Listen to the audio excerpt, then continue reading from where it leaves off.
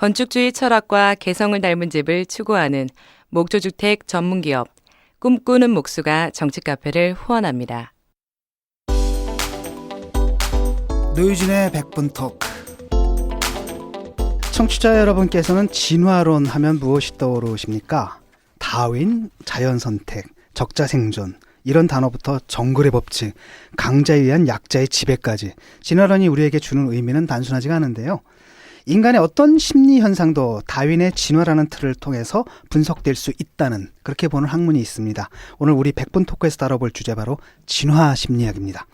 대한민국 진화 심리학 1호 전공자, 한겨레 칼럼, 방송 등으로 간간히 대중과도 소통을 해오셨죠.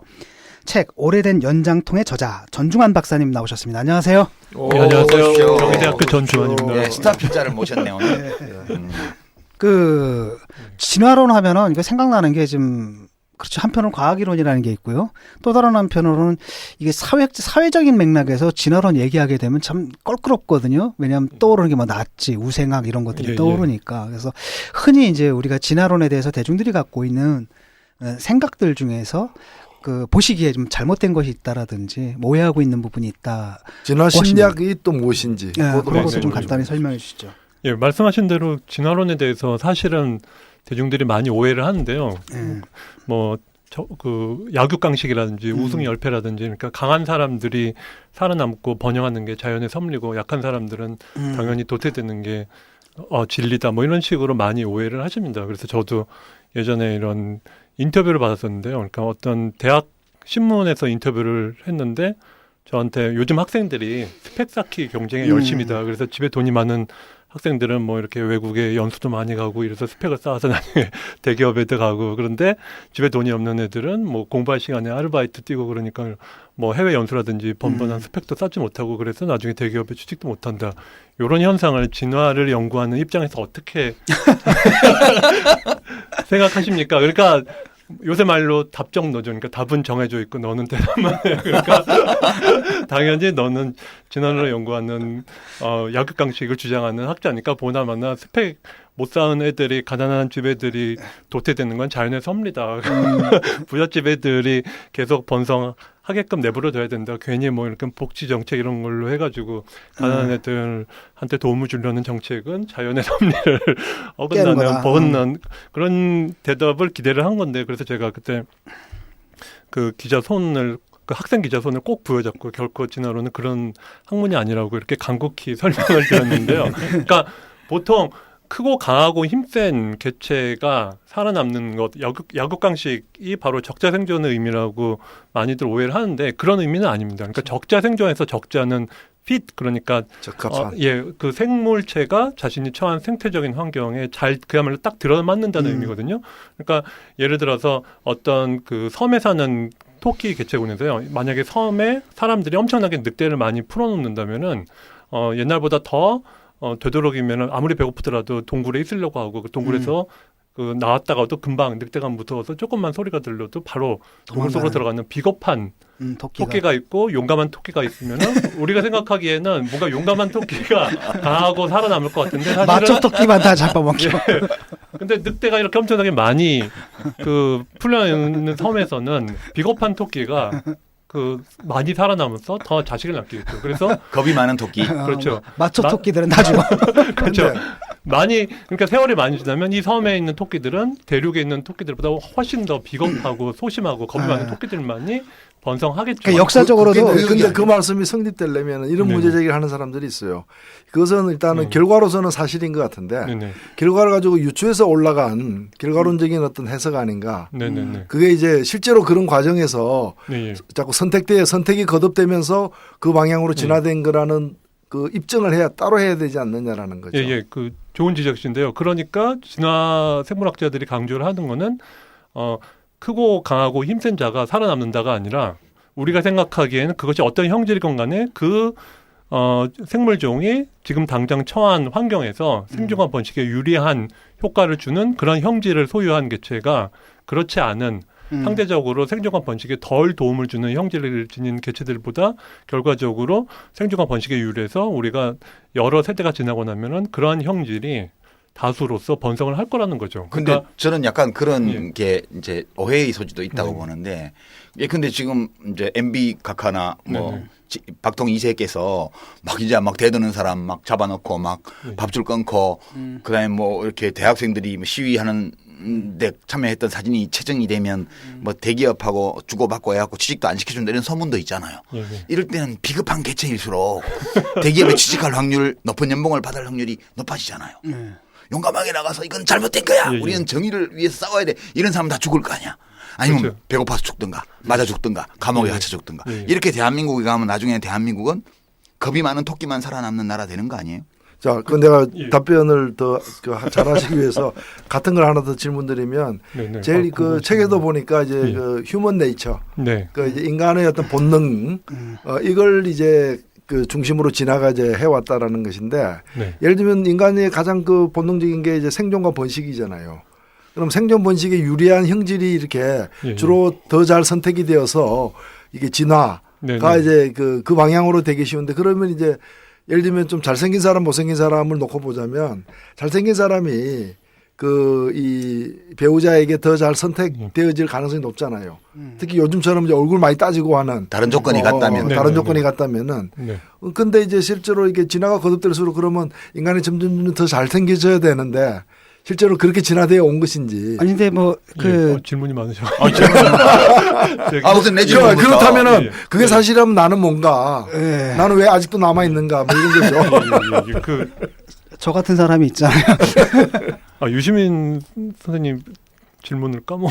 아, 예. 예. 계속 이렇게 막 이상한 옛날식으로 통치하는 아, 예, 예, 이런 데서 하다 보면 사람들이 예. 이제 돈 많고 권력 가진 자한테 대드는 사람은 취직도 못하고 이러면 이대로 계속 가면 예, 사실은 진화가 엄청나게 오랜 시간 타임 프레임에서 작동되는 거니까요. 그러니까 예를 들어 보통 인간은 한 세대가 30년이라고 하니까 그러니까 말씀하신 것처럼 특히나 더 비겁하고 이런 사악한 형질이 생존과 번식에 유리한 이러한 조건이 정말로 뭐 3000년. 수만 년 전, 수만 년, 수십만 년 지속돼야 어떤 유의미한 변화가 일어나겠죠. 10년 갖고는 그래 안 예, 예, 되는구나. 예. 특히 저 같은 심리학자들이 연구하는 이런 심리적인 특징은 훨씬 더 오랜 세월이 필요합니다. 그러니까 우리가 보통 1만 년, 5만 년 전인가 그 아프리카에서 살다가 전 세계로 퍼져 나갔잖아요. 그 다음에 10만 년, 예.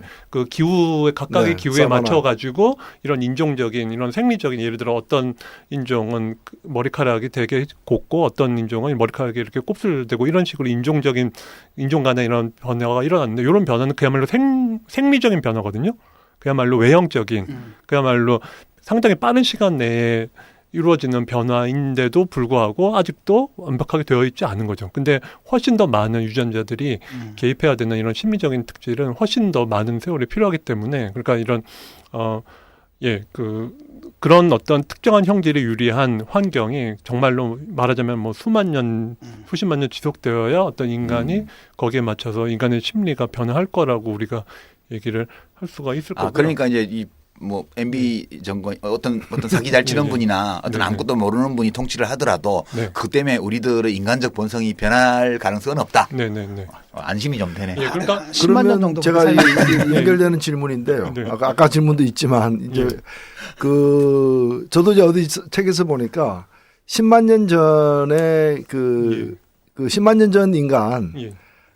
그 이후로 이제 물리학적으로나 또는 이제 내용적으로 그 지금 인간과 크게 달라지지 않았다. 예. 그 뇌의 크기라거나 이런 것들도 다 오늘의 그 인간의 어떤 모습이 네네. 그 10만 년 전에 그때까지 진화했던 그 인간 그 이후로 변화가 없다. 그러면은 저는 이제 그렇게 묻고 싶은 거죠. 그 되게 진화의 속도나 흐름을 이제 텀을 알 수 있는데 그러면 인간에 있어서 마지막 진화는 그때의 인가.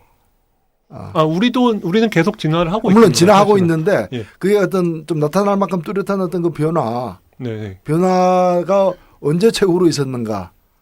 지금 이전에는. 지금도 계속 변화를 하고 있고요. 예. 예를 들어 아까 뭐 이런 인종 간의 생리적인 변화랑도 연관되는 건데 여러분 왜 우리가 우유 먹으면 설사하는 사람들이 있지 않습니까? 예. 이게 그 저당 분해 효소가 없어서 그런데 사실은 원래 우리는 동물이니까 어른이 되어서도 그 말하자면 젖을 섭취할 수 있으면 곤란하죠. 그럼 아이들은 먹을 것을 그렇지. 뺏게 되니까. 예. 그러니까 원래 우리는 포유동물로서 어른이 되면은 그 젖을 소화를 못하게끔 되어 있는 거거든요. 그러니까 젖당 분해 효소가 스위치가 꺼지게 원래 우리는 진화를 했는데 우리가 목축을 통해 가지고 그러니까 양이나 이런 것들을 기르게 되면서 이런 문화적인 변화를 통해 가지고 그러니까 사람들 중에 처음엔 돌연변이라겠죠. 돌연변이로 스위치가 꺼지지 않은 사람들이 이런 우유를 먹고도 그 설사를 하지 않고 잘 섭취할 수 있으니까 생존에 유리했죠. 그래서 지금도 세계적으로 보면요. 예를 들어 우리나라처럼 과거에 목축이 상대적으로 있었던 지역에서는 사람들이 이 젖당을 잘 분해를 합니다. 그러니까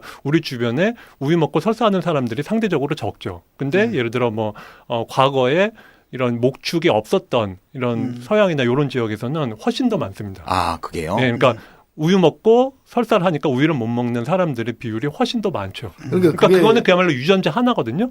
그러니까 유전자 하나가 어떤 지역에서는 젖당 분해 요소가 어른이 되어도 꺼지지 않아가지고 어른이 되어도 이런 우유를 잘 소화할 수 있었던 사람들이 생존과 유리했기 때문에 널리 퍼진 건데, 근데 예를 들어 우리나라 같은 경우만 해도 여전히 상당히 그 우유를 먹어도 설사를 하지 않을 수 있으면 생존에 유리한데도 불구하고 우리 주변에도 여전히 어떤 사람들은 우유를 못 먹는 거예요. 그러니까 생존과 번식에 유리하지만은 그래도 젖당 분해 요소가 어른이 되어서도 꺼지지 않아서 계속 우유를 잘 먹을 수 있는 유전자가 완전히 100%가 된 게 아닌 거죠. 우리나라에서도 조차. 근데 그게 그래도 형질의 변화에 영향을 미치려면은 뭐 10년이나 100년 이런 건 아닐 거 아니에요. 그렇죠. 그러니까 이런 수천 년 전에 목축이 시작되었는데 그럼에도 불구하고 여전히 유전자 하나도 완전히 0%에서 100%가 되기까지는 아직도 그것이 진화가 완성되지 않은 거니까 심리적인 형질이 진화하는 거는 또 그만큼 오랜 세월이 필요한 거라고 할 수가 있습니다. 그리고 그리고 인간의 왜 계속 그 생존과 번식을 위해서 잘생겨져 가고 있는 건지 아닌 건지.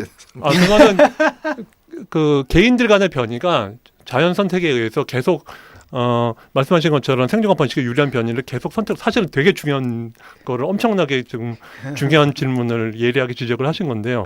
그러니까 변이가 계속 그 자연계에서는 말씀하신 것처럼 상대적으로 생존과 번식에 해로운 변이도 계속해서 생겨난다고 이야기를 합니다. 예를 들어 돌연변이 등을 통해 가지고. 그러니까 계속 자연 선택이 선택할 그 옵션들은 계속해서 공급이 된다고 이야기를 하죠. 그러니까 계속 예를 들어서 숫공작의 화려한 꼬리를 가진 숫공작을 암컷이 선호하는 까닭은 계속해서 숫공작 가운데서 어떤 숫공작은 화려한 꼬리를 지니고 싶지만 화려한 꼬리를 지니면은 그만큼 비행하는데도 힘들고 많이 잡아먹히니까 그러지 못하는 거죠.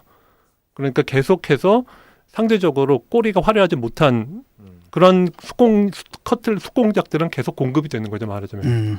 예, 그런 거군요. 이해가 됩니다. 네, 꽁지가 안 털이 없어서. 근데 정작 진화 심리학이 어떤 학문인지는 말씀하십시오. 진화 심리학은 그래서 이런 진화적인 관점에서 우리의 마음을 연구를 하는 학문인데요.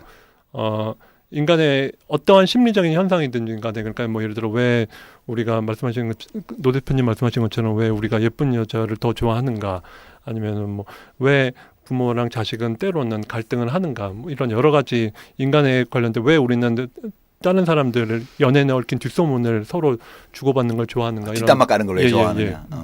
이런 그 인간의 모든 심리적인 현상들을 진화라는 틀로 연구를 하는 건데요. 기본적으로 우리 인간의 마음이 과거에 인간 진화한 환경에서 생존과 번식에 유리하게 끼쳤던 이러한 형질들을 갖고 있기 때문에, 즉 인간의 마음은 이런 특히 수렵 채집 생활에서 부딪혔었던 여러 가지 현실적인 문제들을 잘 해결하게끔 우리의 여러 가지 우리의 마음을 구성하는 이런 심리적인 말하자면 연장들이 각각의 문제들을 잘 해결하게끔 진화되어서 장착된 그런 도구들의 집합이 인간의 마음. 진 교수가 뭐 지금 물어보시려고 그러는데 그 전에 청취자들 위해서 한 가지만 정리하고 넘어갈게요. 나도 잘 모르긴 한데 지금 용어가 이제 개체, 변이, 형질 이런 용어들이 나와서 제가 이해한 바로는 이 자연계에는 많은 종들이 있고 같은 종 안에는 서로 다른 개체가 있고 각 개체들은 자기의 특성을 가지고 있는데 그걸 형질이라고 그러고 그 형질이 서로 달라진 걸 변이라고 그러고 대충 그렇게 이해를 하면 되나요? 맞습니다. 그리고 그 변이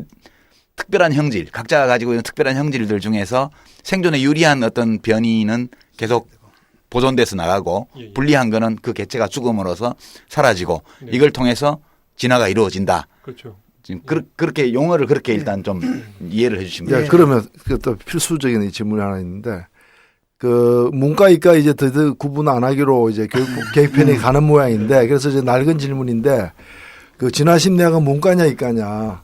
그 보니까 이제 생물학 전공을 하셨잖아요. 예. 근데 우리나라 또 심리학과는 거의 다 사회과학 대학에 이제 문과에 있잖아요. 네네. 그 제가 어릴 때 그때 제가 아는 어떤 선배가 그 프랑스 그 소르본에 그 여기 학교 한국에서 이제 심리학과 나서 유학을 갔는데 여기서 문과했는데 가보니까 이과더라. 예, 예. 뭐 그 자연과학 대학에 속해 있고 이제 그런 얘기를 들었는데 실제로 그 지금도 보면은 특정 대학교에 그 심리학과가 사회과학 대학에 있는데 그 밑에 있는 연구소가 그 심리학과 밑에 딸린 연구소가 생물 심리학을 전공으로 하는 그 연구소도 있더라고요. 예, 맞습니다. 그리고 또 정신생리학이라는 거 있죠. 예. 예, 예. 그러면 도대체 이거 그 분류를 어떻게 해야 되는지 뭐 그 속에서 문과- 이제 진화 심리학이 뭔지. 심리학 자체가요, 인간의 마음을 연구를 하는 학문이니까 문과와 이과의 성격을 동시에 갖고 있는 융합학문이라고 그거는 모든 심리학자들이 주장을 합니다. 그래서 말씀하신 것처럼 예를 들어 뭐 미국에도 몇몇 대학, UCLA나 이런 대학은 심리학과가 이과 대학에 있고요. 그래서 보통은 우리나라에서는 말씀하신 것처럼 대중분들이 흔히 심리학과가 어떤 문과, 사회과학이라고 생각을 하는데 사실은 사회과학인 동시에 이런 자연과학으로서의 특성은 또 다 같이 갖고 있는 융합학문이라고 그거는 진화 심리학자들뿐만 아니라 거의 모든 심리학자들이 그렇게 주장을 그러면 하죠. 그 진화 심리학이 심리학의 일부가 아니라 네, 사실은 그 심리학을 대체하는 어떤 그 대체는라기보다는요. 예, 진화라는 통합하는 뭐 예, 그런 진화라는 관점으로 들여다보는 거니까요. 그러니까 예를 들어 인지심리학은 우리의 어떤 인지적인 메커니즘을 주로 연구를 하는 심리학의 한 분과고요. 그다음에 이상심리학은 이런 정신 이상 이런 정신 장애를 연구하는 심리학의 세부 분과인데 진화심리학은 그 진화적인 접근이니까요.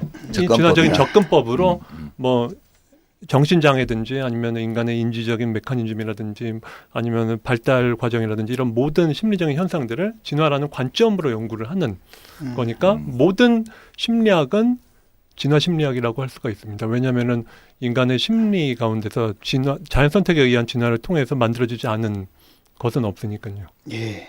라고 진화 심리학자들은 주장하시는 거죠. 예. 그래서 다른 심리학 하는 분들은 조금 그렇게 기분 나빠하시는 분들이 많이 있습니다. 예. 그래서 재밌겠네요. 일단 뭐 저 말씀하신 걸 간단하게 요약을 하자면 그냥 적자생존이라는 것은 그러니까 약육강식이 아니라 약하더라도 환경에 적합하기만 하면 이렇게 되는 것이기 때문에 이게 뭐 강자가 약자를 잡아먹는다 이런 것은 진화론과 건 상관없다는 얘기였고요. 진화심리학이라는 것이 결국은 옛날에 심리라는 것을 주로 정신분석학이나 뭐 이런 식의 인문학적인 사회학적인 방법으로 생각했고 심리의 기초는 사회에 있다. 자연은 사실 백지 상태로 태어나는 거고 사회에 있다라고 했는데 이제는 그게 아니라 그 심리의 근원이라는 게 굉장히 더 내려가서 사회 밑바닥에 생물학적인 것에까지 기초가 돼 있다. 그것까지 추적하는 학문이라고 할 수가 있고요. 그러니까 미학도 지금 내가 볼 때는 진화 미학이 진화 있어요. 심리학의 그 대상이에요 지금. 예, 있어요. 경제학도 요새 진화 심리학적 진화론의 영향을 있습니다. 받았어요. 아, 경제. 네, 사실은 그 진중권 교수님 말씀하신 이런 사회 현상이라든지 문화 이런 것들도 역시 진화 심리학의 주요한 연구 대상인 거죠. 예. 예, 예. 이제 토크로 바로 넘어가가지고요. 질문들이 벌써 이렇게 나오니까 이거 첫 번째 주제로도 못 넘어갔어요. 우리가 지금 아주 일상적인 걸로 하죠. 그 최근에 그 뉴스에서 가장 많은 공분을 일으킨 기사 중에 하나가 있는데 그게 이제 그 교수들의 성추행이에요. 이분들 왜 학생들에 이러십니까? 대한 예. 주로 남자 교수의 남자 여학생에 교수가 대한 수행. 그리고 아주 가끔은 이제 여자 교수가 남학생을 하는 경우도 있는데 난 못 대부분은 봤는데 그런 거는. 있어요. 저기 무용과 교수가 남학생. 아, 예. 이 문제를 진화심리학적으로 어떻게 설명해야 될까요? 재밌는 건 뭐냐, 이분이 이런 얘기를 하더라고요. 한편으로는 인상적인 게 뭐냐면 내가 몸은 이렇지만 그래도 마음만은 28살이야. 그리고 뭐 천하의 누구누구랑 네가 천하의 누구누구랑 있다라는 걸 뭐 영광으로 알아라. 도대체 이런 말. 그러니까 몸은 뭐 원로 가수인데 뭐 옛날 말로 몸은 김정구인데 마음은 뭐 지리다 뭐 이런 거지. 그렇죠. 그러니까 이제 자기는 장군이라 생각하고 하사 아가씨한테 대하듯이 권력관계 그런 게 무슨? 예, 그래서 이런 것도 이제 좀 진화심리학적으로 좀 설명이 가능할까요? 예, 그 먼저 많은 분들이 거기에 대해서 이렇게 오해하시고 또 화를 내시는 분들도 많아가지고 일단 제일 처음에 그런 얘기를 말씀드리면은 이런 현상에 일어나는 원인을 밝힌다고 해서 그것이 어떤 정당화되는 건 아니죠. 이런 옹호하는 게 아니다.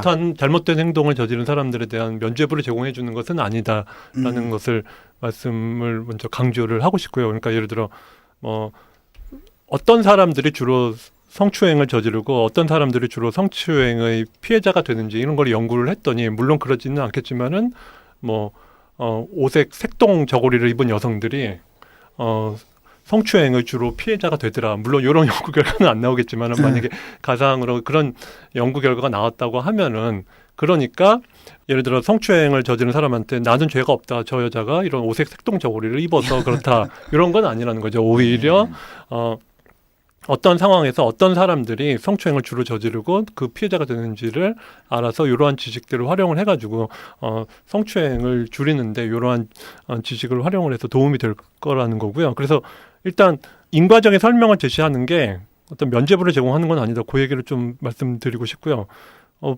보통 말씀하신 것처럼 성희롱, 성추행은 준유건 교수님이 훨씬 더 잘 아시겠습니다만 보통 이런 특히 페미니즘에서는 이런 성희롱, 성추행은 사실은 이러한 성범죄는 섹스에 대한 것이 아니라 권력에 대한 것이라고 주장을 하거든요. 그러니까 권력을 어떤 실현하기 위해서 혹은 자신의 높은 권력을 확인을 하기 위해서 섹스라는 도구를 사용을 한다는 것이죠. 그러니까 남성들이 여성에 대해서 자신 더 높은 권력이 있다는 것을 과시를 하기 위해서 이런 성이라는 도구를 써서 자신의 권력관계를 재확인하고 강요를 하는 거라고 하는데 사실은 그게 아니라 거꾸로라는 것이죠. 진화 심리학자들은 그게 아니라 남성 상대적으로 우리 진화적인 역사에서 여러 사람들과 다양한 사람들과 어떤 일시적인 성관계를 함으로써 더 번식적인 측면에서 많은 이득을 얻을 수 있었던 쪽은 여성이 아니라 남성이거든요. 그렇다고 해서 따라서 바람 피워도 좋다 이렇게 주장하는 학문이라는 건 절대 아니라는 거를 다시 한번 강조를 제가 다른 얘기인데요. 제가 짝짓기의 진화 심리학이라는 교양 과목을 저희 학교에서 강의를 하는데 그러면은 심리학 과목인데 보통은 제가 심리학 전공이니까 보통 여학생들이 많이 듣는데 요 짝짓기의 진화 심리학은 남학생들이 한 80% 듣습니다. 그래서 관심 많네. 그래서 제가 걔네들한테 꼭 얘기를 합니다. 이 수업 듣는다고 해서 니네들이 예를 들어 저 길 가다가 여자친구랑 같이 데이트하다가 다른 여자들 미니스커트 훔쳐봐도 좋다. 이런 얘기는 절대 아니다라는 걸 강조를 하는데요. 그러니까 어쨌든 그런 면죄부를 제공한다는 건 아니고 반대로 상대적으로 여성들은 예를 들어 원치 않는 임신을 하거나 그러면은 그래서 남편의 도움 없이 자식을 키우거나 이러면 훨씬 더 많은 손해를 봐야 되니까요. 그래서 남성들은 상대적으로 여러 여성들과 일시적인 성관계를 함으로써 번식적인 이득을 거둘 수가 있었는데요. 그래서 남성들의 입장에서는 예를 들어 아주 아리따운 후배가 쓸쓸히 솔로 생활을 하고 있는 복학생 오빠의 처지에서 보면은 복학생 오빠가 어느 날 동아리방에서 쓸쓸히 앉아 있는데 아주 아리따운 신입생 여학생 후배가 이렇게 자판기 커피를 이렇게 내밀면서 오빠 이거 드세요 하면은 요거는 애매모호한 신호인 거죠. 정말로 나한테 관심이 있어가지고 오늘 밤 누구 말 맞다 나 로맨틱한 관계를 한번 하자는 은밀한 제안일 수도 있고 아니면 그야말로 예의상 복학생 오빠가 불쌍해서 그냥 자판기 커피 마침 맛도 없어 보이니까 저한테 준 것일 수도 있죠. 그러니까 로맨틱한 의도가 실제로 있을 수도 있고 없을 수도 있는데 이 복학생 남자 오빠의 입장에서는 얘가 나한테 로맨틱한 의도가 있다 없다 판가름을 내야 되잖아요. 그러니까 그린라이트냐 아니냐. 예, 맞습니다. 그래서 근데 오류를 저질 수 있는 경우는 두 가지죠. 그러니까 사실은 관심이 없는데 나한테 전혀 어떤 로맨틱한 의도가 없는데 괜히 헛물을 키는 그런 오류가 있고 그러니까 괜히 오바를 해서 추근되고 너 아까 나한테 신호 보내지 않았느냐 이렇게 추근되는 오류가 있고 거꾸로 너무 소심해가지고 실제로는 이 후배가 로맨틱한 의도를 표시를 한 건데 누가 나 같은 복학생을 좋아하겠어 이러면서 소심하게 포기를 하는 두 가지 오류가 있는데 우리 진화 역사에서 보면은요. 두 번째 오류가 훨씬 더 번식적인 측면에서 보면은 더 비용이 많이 드는, 더 손해가 되었다는 거죠. 쉽게 일시적인 성관계를 할 기회를 찬다는 것은 번식적인 측면에서 훨씬 더 큰 손해였다는 거죠. 반면에 사실은 상대방이 전혀 마음이 없는데 찝적대는 거는 물론 어떤 자신의 평판이 떨어진다는 등 괜히 저 오빠 이상한 오빠야 뭐 이런 사회적인 평판이 하락되는 위험이 있지만은 상대적으로 보면은 쉽게 일시적인 성관계를 할 수 있는 기회를 걷어차는 것보다는 비용의 크기가 작다는 거죠. 그래서 우리 남성들 같은 경우에는 뭔가 이렇게 기대 아니다 애매할 때는 이런 애매모호한 상대방의 성적인 끌떡대 보는 쪽으로 상대방의 성적인 의도를 읽을 때는 일단은 제가 나를 좋아하는구나. 나만 이제 좋게 해서 유리하게 그렇게 일단 들이대 보는 걸로 그러니까 한마디로 훨씬 더 남성들은 그 김칫국을 잘 먹는 식으로. 그러니까 이것은 엄밀하게 따지면 논리적으로 따지면 부정확하고 틀린 것이지만은 자연 선택에 의한 진화는 완벽하게 논리적으로 정확한 혹은 이렇게 수학적으로 맞는 답을 내는 이런 심리 메커니즘이 아니라요. 번식의 최대한으로 유리한 이 경우에는 두 가지 가능한 오류 가운데 되도록이면은 손실이 적게 드는 오류를 생산하는 방향으로 우리의 마음을 만들었다는 그러니까 거죠. 쉽게 표현하면 남자들이 아무 여자한테나 막 끌떡대고 들이대는 거는 끌떡대고 들이대지 않는 쪽보다는 끌떡대고 들이대는 쪽이 더 진화적으로 이익이 있는 행동 양식이었기 때문에 그와 같은 행동 양식을 가지고 있는 유전자를 가진 개체들이 빈도가 더 높아지고 그렇죠. 그런 사람들이 우리의 조상이 된 거죠. 우리는 모두 소심하게 포기했었던 남자 조상들보다는 할아버지 조상들보다는 애매모호하면 일단 덮어놓고 제가 나를 좋아하는구나라고 판단하고 거기에 따라서 행동했던. 그래서 많은 경우에는 저 사람 이상한 사람이야 이렇게 평판이 하락했겠지만은 그 과정에서 또 운이 좋으면 일시적인 성관계를 얻을 수 있었던 이러한 김칫국을 잘 들여 마셨던 할아버지 조상들의 직계 후손인 거죠. 우리 모두는. 그래서 우리가 있는 거라는 거지. 그렇죠.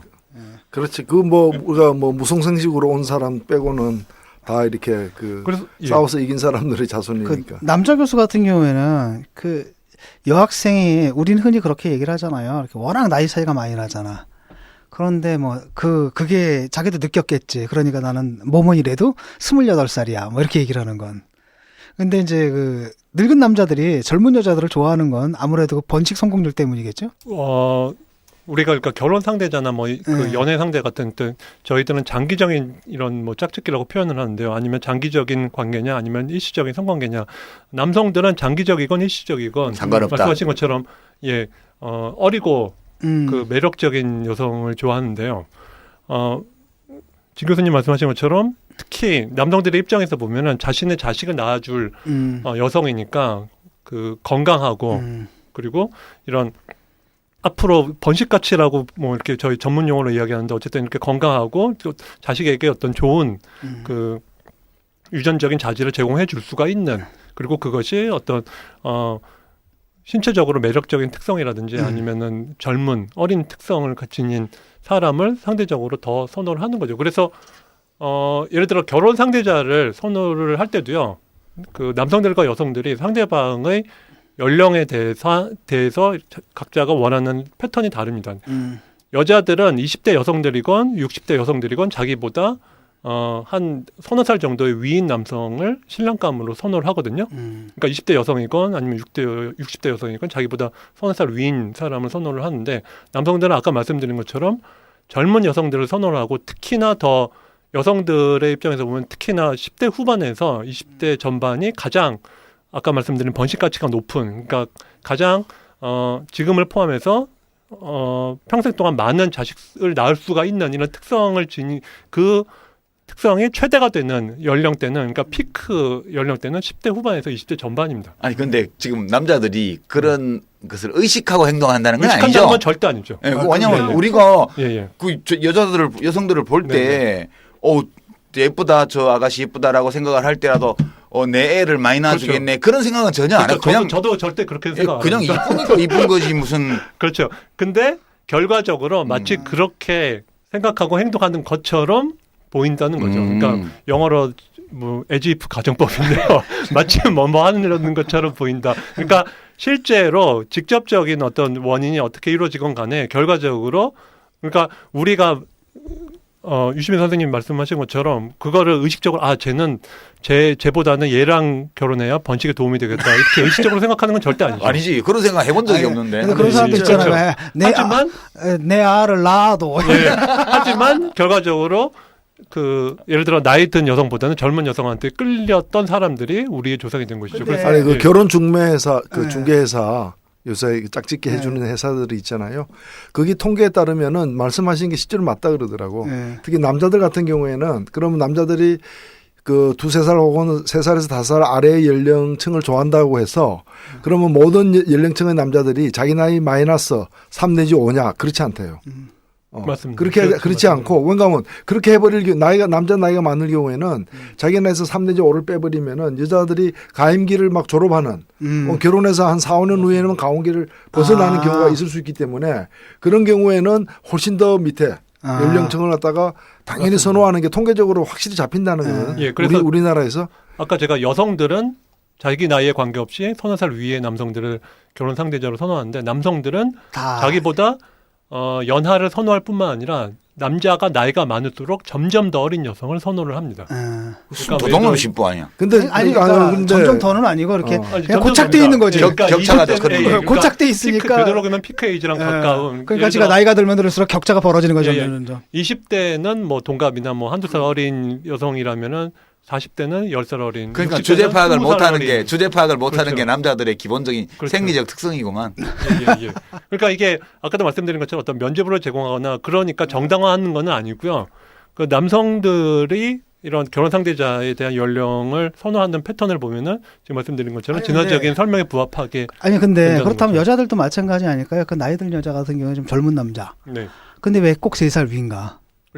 여성들은 또 물론 여성들 입장에서 보면은 이런 번식 가치라는 측면에서 보면은 당연히 말씀하신 것처럼 25살짜리 남성이 35살짜리 남성보다 번식 가치는 더 높은데요.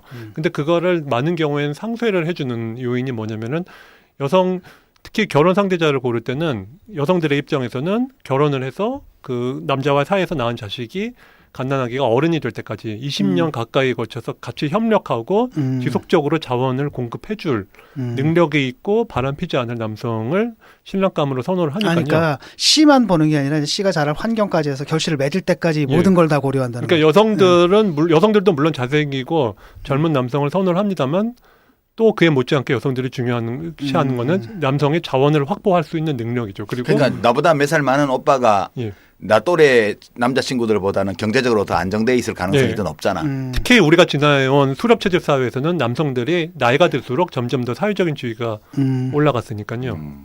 그래서 뭐 일본의 어떤 학자가 한번 이제 중간에 스위치 이거 바꾸는 그래서 뭐 이 나이든 그 남성은 젊은 여성과 같이 살다가 살고 그다음에 이제 나이든 여성은 젊은 남성하고 경제력 있는 살고 뭐 그런 이제 유전자가 무슨 예. 그런 합리적 설계로 되나?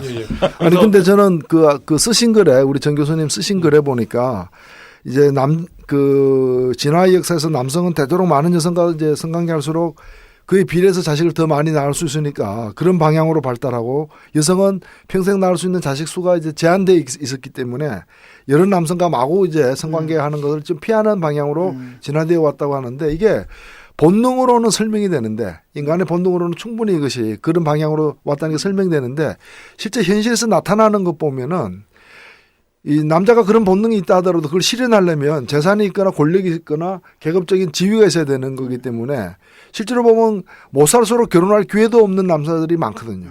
후진 사회 갈수록도 그렇고 과거에도 뭐 머슴 살고 이런 사람들 보면 결혼 못하고 평생 가는 사람들 많았잖아요. 그 대신 권력과 재산이 있는 사람들은 굉장한 어떤 그런 여러 여성과 관계 맺을 기회가 많이 제공되는 거고. 그래서 이 본능에 대한 설명으로는 그 진화 심리학이 잘 설명이 되는 것 같은데 실제 나타나는 현상 뭐 직장 내에 이제 그 상하 관계에 있는 아까 교수와 학생, 장군과 뭐 하사 아줌마 아가씨 뭐 이런 관계에서 일어나는 어떤 그 잘못된 최근의 어떤 여러 행태들은 그걸 본능으로만 설명을 못 하는 거 아니냐. 예, 그 처음에 말씀하신 거는 그러니까 현재 예를 들어 남성들이 이러한 그런 예를 들어 여성들보다 상대적으로 상대방의 외모를 중시하는 심리를 진화를 시켰다고 해도 예를 들어 말씀하신 것처럼 아주 뭐 가난하고 이런 남성들은 그렇지 못하는 거 아니냐라고 했는데 예, 그런데 어쨌든 우리는 지금 상황에서도 어쨌든 생존감 번식에 귀신같이 도움이 된다는 의미가 아니라요. 지금 상황에서 생존감 번식에 해가 될지라도 어쨌든 과거의 상황에서라면은 생존감 번식에 도움이 되었을 형질들을 갖고 있는 거죠. 그러니까 예를 들어 그러니까 형질을 갖고 있는 건 사실인데 발현되는 것은 또 다른 그래서 거기 잘 지적을 해주셨는데 가만히 있으면은 제가 말씀을 다 못해요. 아니 우리 전종환 선생님은 계속 우리 전종환 박사님은 계속 오해받을까봐 굉장히 조심스러우세요. 보니까 워낙 그런 공연을 많이 받으셨는지. 왜 특히나 일반인 분들은 그런 어떤 예를 들어 남자들이 뭐 이런 아까 말씀드린 것 같은 예쁜 여자들을 좋아한다, 젊은 여자들을 좋아한다 이게 어떤 면죄부를 주는 거라고 생각해서 불쾌하시는데 그래서 제가 현실적으로도 사실은 이런 성희롱이 왜 이렇게 일어나는가에 대한 진화적인 설명이 실제로 성희롱을 줄이는데도 실질적인 기여를 할 수 있다고 예를 들어 제 그 박사 지도 교수님이었던 데이비드 버스라든지 이런 많은 진화 심리학자들이 이런 측면을 강조를 하거든요. 실제로 이런 것들을 인식하는 게 도움이 된다는 게 그러니까 예를 들어 남성이랑 여성이랑 아주 극단적인 이런 페미니즘의 시각에서 보면 남성이랑 여성이랑 다른 거는 외부 생식기의 유무 차이고 남성이랑 여성의 마음은 똑같다. 남성이랑 여성의 심리가 다른 것처럼 보이는 거는 어떤 허상이고 자본주의가 만든 이런 허상이고 사실은 남성과 여성이 똑같은 것을 원하고 피한다라고 주장을 하는데 그러니까 오히려 예를 들어 실제로 아까 뭐 처음에 드디어 우리가 원하고 말하려고 했었던 주제인 교수가 예를 들어 남자 교수가 어떤 회식 자리에서 여자 대학생이나 대학원생들을 성추행을 하려고 하는 데 있어서도요. 그러니까 오히려 남성이랑 여성이랑 마음은 똑같다라는 기존의 입장에서 보면은 예를 들어 그 남자 교수가 술 좀 거하게 들어갔으니까 여자애들도 남자인 나랑 똑같이 술 좀 들어갔으면 뭐 가벼운 뭐 스킨십 정도야 괜찮겠지라고 생각해서 오히려 이런 성희롱 같은 것들이 일어날 소지가 더 커지는 거죠. 오히려 그게 아니라 이런 거는 그야말로 교육, 이런 훈련, 그야말로 아주 명시적인 이런 지도라든지 가이드가 필요한 건데요. 우리 남성들은 평균적으로 이렇게 별거 아닌 이런 애매모호한 신호도 덮어놓고 제가 나를 좋아하는구나 이렇게 헛물을 키기 쉽게끔 진화가 되었지만은 여성들의 마음은 평균적으로 그렇지 않다.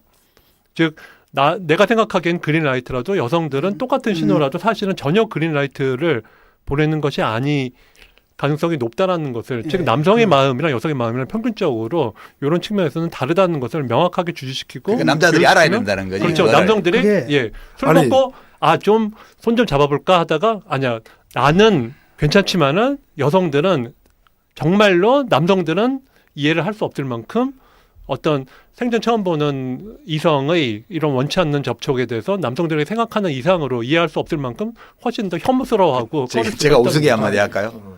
어떤 판사가 이 성추행 사건 이제 재판을 맡았어요. 근데 이제 나이 차이가 굉장히 많이 나는 남자가 그 직장에서의 권력 관계에 있는 이제 훨씬 더 젊은 여성에게 찝쩍거린 거예요.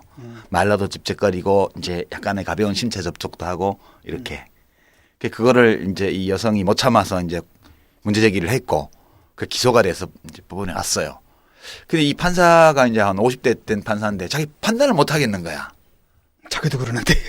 이게 판단을 잘 못하는 것 같아서 자기 부인한테 물어봤대요. 여보, 나이 한 70대 후반쯤 된 할아버지가 이러한 행동을 하면 자기 어떻겠어? 했더니 징그럽지. 그렇죠. 그랬대요. 네. 징그러운 거야. 그럼 안 징그러워? 그래서 유죄 판결을 했대요. 이게 이제 알고 모르고 이 차이인데, 그죠? 이거 안 가르쳐주면 모르는 거예요. 지금 얘기가 뭐냐면 이런 거예요. 그러니까 옛날에 그 페미니즘, 모더니스트적 페미니스트들은 뭐라 그랬냐면 성차별을 반대하기 위해서 성의 차이 자체를 인정하지 않았어요. 그런 거고 그랬는데 그러다 보니까 좀 무리한 주장이 나왔는데 그것이 이제 반대급부가 있었던 거죠. 근데 오늘날 들어와가지고는 차이를 인정하는 것과 차별을 인정하는 건 다른 문제다. 쉽게 말하면 차이를 인정한다 하더라도 거기서 문제는 뭐냐면 그 차이에서 차별의 근거를 찾는 게 문제지 차이 자체가 없는 건 아니고 차이를 인정하는 게 굉장히 중요하다는 얘기인 것 같고요. 아니 근데 그 남자가 여자가 서로 다른 방향으로 이렇게 진화가 거듭되어 가지고 어떤 그 같은 문제에 대한 형질의 차이가 있는 건 사실인데 그래서 남녀 차이가 있다는 거예요. 있는데 문제는 뭔가 제가 이제 그 질문 드리고 싶은 건 뭔가 하면 서울대학교에도 수천 명의 교수가 있는데 예? 하필 왜 몇 명이 문제냐 이거야. 왜 뭐 제가 볼 때는 한 10분의 1 정도가 안 되는 10분의 1도 안 돼요. 많이 잡아서 수학과에 아무개 그러니까 뭐 경영학과에 아무개 뭐 치과대학에 아무개 그러니까 그렇게 얘기하면 이제 또 드러나지 않은 감춰진 사람들이 사람들은 있다고 더 하는 게 있을 거야. 제가 아무리 많아도 뭐 절반을 넘지는 않을 거 아니에요. 소수일 거 아니냐 이게 제 얘기는. 그러면 나머지 사람들은 발현이 안 되는데 그 사람은 이거 발현되느냐 이거지. 그렇죠. 그 발현 안 된 거는 본능의 차이, 형질의 차이라기보다는 똑같은 그 진화된 그 결과로서의 남성적 형질을 갖고 있는데 다른 그 작용, 뭐 도덕이라거나 또는 평판이라거나 그렇죠. 그다음에 이제 그 뭐 자기 어떤 뭐 억제라거나 자기 관리. 또는 법률이 겁나서라거나 그렇죠. 뭐 여러 가지가 있는 거 아니에요? 그렇죠. 제가 그 말씀 드리려고 합니다. 그러니까 인간의 마음을 구성하는 이런 말하자면 우리의 본능이라는 그런 어떤 심리적인 연장 심리적인 도구들에는 아까 지금 말씀하신 것 같은 남성들이 별거 아닌 신호도 나를 좋아하는 거라고 오해를 하는 심리도 우리 본성의 일부지만 동시에 지금 노 대표님 정확히 지적하신 것처럼 도덕이라든지 아니면 내가 이런 일을 하면은 나한테 어떤 일이 닥칠 거라는 걸 앞미를 예측하는 능력이라든지 아니면 상대방의 어떤 피해나 아픔 같은 것을 공감하는 능력이라든지 이것들도 당연히 인간 본성의 일부죠. 그러니까 인간은 악한 측면도 진화시켰지만 동시에 우리가 어떤 약자의 어떤 슬픔이라든지 이런 고통에 공감하는 능력 그리고 다 같이 어떤 상생하려는 이러한 도덕적인 속성도 인간 본성의 일부로 진화가 되었으니까요. 그러니까 우리가 이야기를 할 것은 사람들에게 그러니까 이런 진화적인 설명을 통해서도 여전히 우리는 어떤 잘못한 사람한테 책임을 물을 수가 있는 거죠.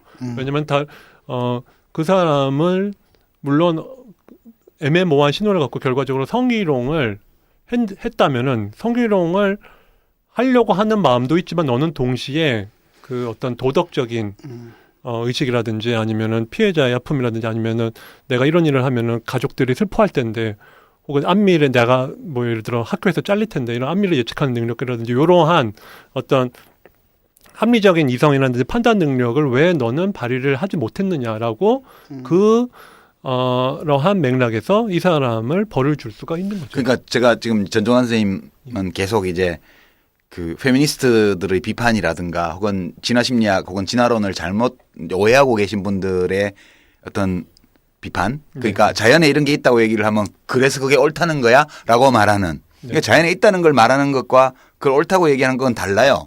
그죠? 다른 건데 이제 이렇게 설명할 수 있을지 모르겠어요. 그러니까 직장 성희롱이나 성추행이나 성폭력이나 이런 걸 보면 권력 관계를 이용하잖아요. 그러니까 페미니스트의 주장에 타당성이 있다고요. 그런 권력 관계에 있지 않았으면 그렇게 못했을 거라고 내가 볼 때는 결국은 그 권력 관계와 그리고 이제 생물학적으로 이 진화를 통해서 만들어져 있는 어떤 욕구 또는 어떤 남자 수컷들이 가지고 있는 어떤 특질 이런 것들이 이제 다 있겠죠. 다 있는데 우리가 돌멩이로 누군가를 딱 떨어뜨려서 누구를 죽이면 살인죄잖아요. 근데 그 돌멩이에 사람이 맞아 죽은 이유는 중력의 법칙 때문이에요. 그 중력의 법칙 때문에 돌이 떨어졌다고 얘기하는 것을 그 사람의 살인행위를 정당화하는 논리는 아니란 말이에요. 다만 우리가 과학적으로 생각할 때 왜 돌을 높이 들어서 떨어뜨리면 사람이 죽을까라고 말하면 중력의 법칙 때문이라고 얘기를 하는 거예요. 저는 이 진화심리학에서 얘기하는 이런 남성과 여성 사이의 성적인 어떤 진화 과정에서 축적된 차이라든가 이런 것들을 이야기하는 것은 마치 중력의 법칙이 존재하는 것처럼 그런 얘기를 하는 것이고 중력의 법칙이 있다 하더라도 누군가가 사람을 죽이면 안 되지. 이 돌로 사람을 치면 그 사람이 아프지라고 생각하면 절대 안 그런단 말이에요. 그러니까 돌을 떨어뜨려서 사람을 해친 사람은 감옥 가야 돼요. 그런 것처럼 이렇게 나누면 오해의 소지가 없는 거 아니에요? 뭐 때문에 이렇게 근데 거기에 대해서 사실은 잘 지적해 주셨는데요. 특히나 근데 이런 심리학 같은 경우에는 이게 복잡하다고 나올까 이게 어려운 게 뭐냐면요. 그러니까 사람들은 예를 들어 별것도 아닌 신호에 대해서 남성들은 나한테 로맨틱한 의도가 있구나라고 이런 허물을 키게끔 생각하는 그렇게 판단하는 심리적인 본성이 진화되었다라고 이야기를 할 때 거기에 대해서 또 사람들은 어떤 그야말로 우리가 의식하는 그러니까 야 너 그러면 제가 얘한테 어떤 아주 시커먼 흑심을 품었다는 얘기야? 얘한테 물어보자. 너 쟤한테 뭐 하룻밤 잘 노는 마음 들었어? 아니 이런 거봐 아니래잖아. 이렇게 그러니까 이런 사람들의 의식 수준에서 이루어지는 이건 저희들은 how와 why의 차이라고 이야기를 하는데요. 이런 사람의 어떤 사고나 정서에 따른 설명이 따로 있고 사실은 이런 그러면 근데 왜 하필이면 그런 식의 사고와 정서가 인간의 본성이 되었느냐? 왜 예쁜 사람이 웃을 때 두려워하는 심리는 우리의 보편적인 속성이 안 됐고 예쁜 사람이 나한테 미소를 지으면 가슴이 두근두근하는 심리가 우리의 보편적인 속성이 왜냐하면 논리적으로 보면은 예쁜 여성이 나한테 웃음을 지으면은 깜짝 놀라면서 벌벌 떨면서 두려워하는 이런 심리가 보편적인 속성이 안 될 이유는 없으니까요. 그러니까 왜 바위의 돌멩이의 중력으로 왜 돌멩이의 중력 때문에 사람이 죽었다고 생각하느냐? 이게 돌멩이 중력 때문에 사람 죽었다고 하니까 왜 그러면 다른 사람들은 돌멩이가 중력이 발동되도록 안 했느냐 이제 그런 식이라는 거죠. 그렇죠. 그러니까 본능이라고 이제 설명을 하는데 그 말이 틀린 건 아닌데 근데 왜 다른 사람은 그런 상황을 안 만들고 있느냐. 근데 너만 하필이면 그렇습니다. 이 교수만 하필이면 그런 성추행을 하느냐. 이렇게 물으면 그때는 또 다른 요인이 있긴 있는 거거든 사실은. 있는 게 아니라 있긴 있는 게 너는 아니라 다르게 그렇죠. 너는 다르게 행동할 수 있었다. 근데 못했으니까 처벌할 수 있다. 그게 좀 이게 애매모호한 부분이 있는 게 뭐냐면 지금 이제 그 두 분의 말씀은 그거거든요. 생물학의 법칙은 있고 그다음에 생물학과 법칙과 별도로 사회학의 법칙이 있다라는 거잖아요. 아니 나는 근데 이렇게 얘기를 하게 되면 이건 기존에 해왔던 얘기고 진화 심리학이 이게 아주 묘하게 걸쳐 있다고 이게. 아니 그렇죠. 나는 저는 그렇게 주장하는 게 아니고 네. 이런 거예요. 중력의 법칙이 작용한다는 걸 알 수 있는 능력도 우리가 유전 진화를 통해서 가지게 된 능력이고 이것이 작용하기 때문에 내가 돌로 돌을 사람 위에 떨어뜨리면 안 된다는 생각을 하는 거. 그다음에 이걸 떨어뜨리면 그 사람이 아프다는 거. 그렇죠. 그 사람이 아프면 안 된다는 생각을 하는 거. 이것도 본능이라는 거예요. 이게 우리는 제 생각에는 이런 본능을 다 갖고 있다는 거지. 다 갖고 있는데 어떤 사람이 만약 어떤 뭐 서울대 경영학과 교수나 뭐 수학과 교수가 만일 그 교수가 똑같은 사람인데 자기가 교수가 아니고 그냥 행정실 직원이라든가 아니면 그 건물 관리하는 그냥 허드렛 일을 하는 사람이었다면 그 여학생이나 조교들에게 그렇게 했겠냐는 거예요. 네. 결국은 이것은 본능이나 이런 생물학적 어떤 진화적으로 축적된 어떤 성향이라든가 이런 것만으로 다 설명할 수 있는 건 아니에요.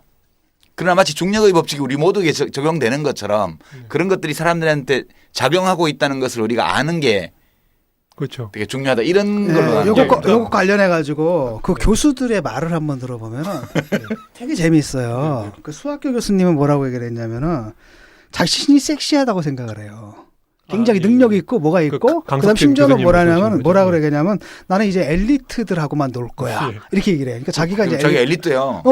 세계 수학계에서 상당히 그러니까 지위가 있는 사람이. 너 지금 나 거부했지. 그럼 네 손해야 막 이러는 이상한 그 근거 없는 자부심이 있고 이분들이 했거든요. 요 경영학과 교수도 천하의 자기 이름을 대면서 천하의 누구누구를랑 네가 같이 놀고 있는 것을 영광으로 생각하라. 가문의 영광으로 생각하라. 뭐 이러거든요.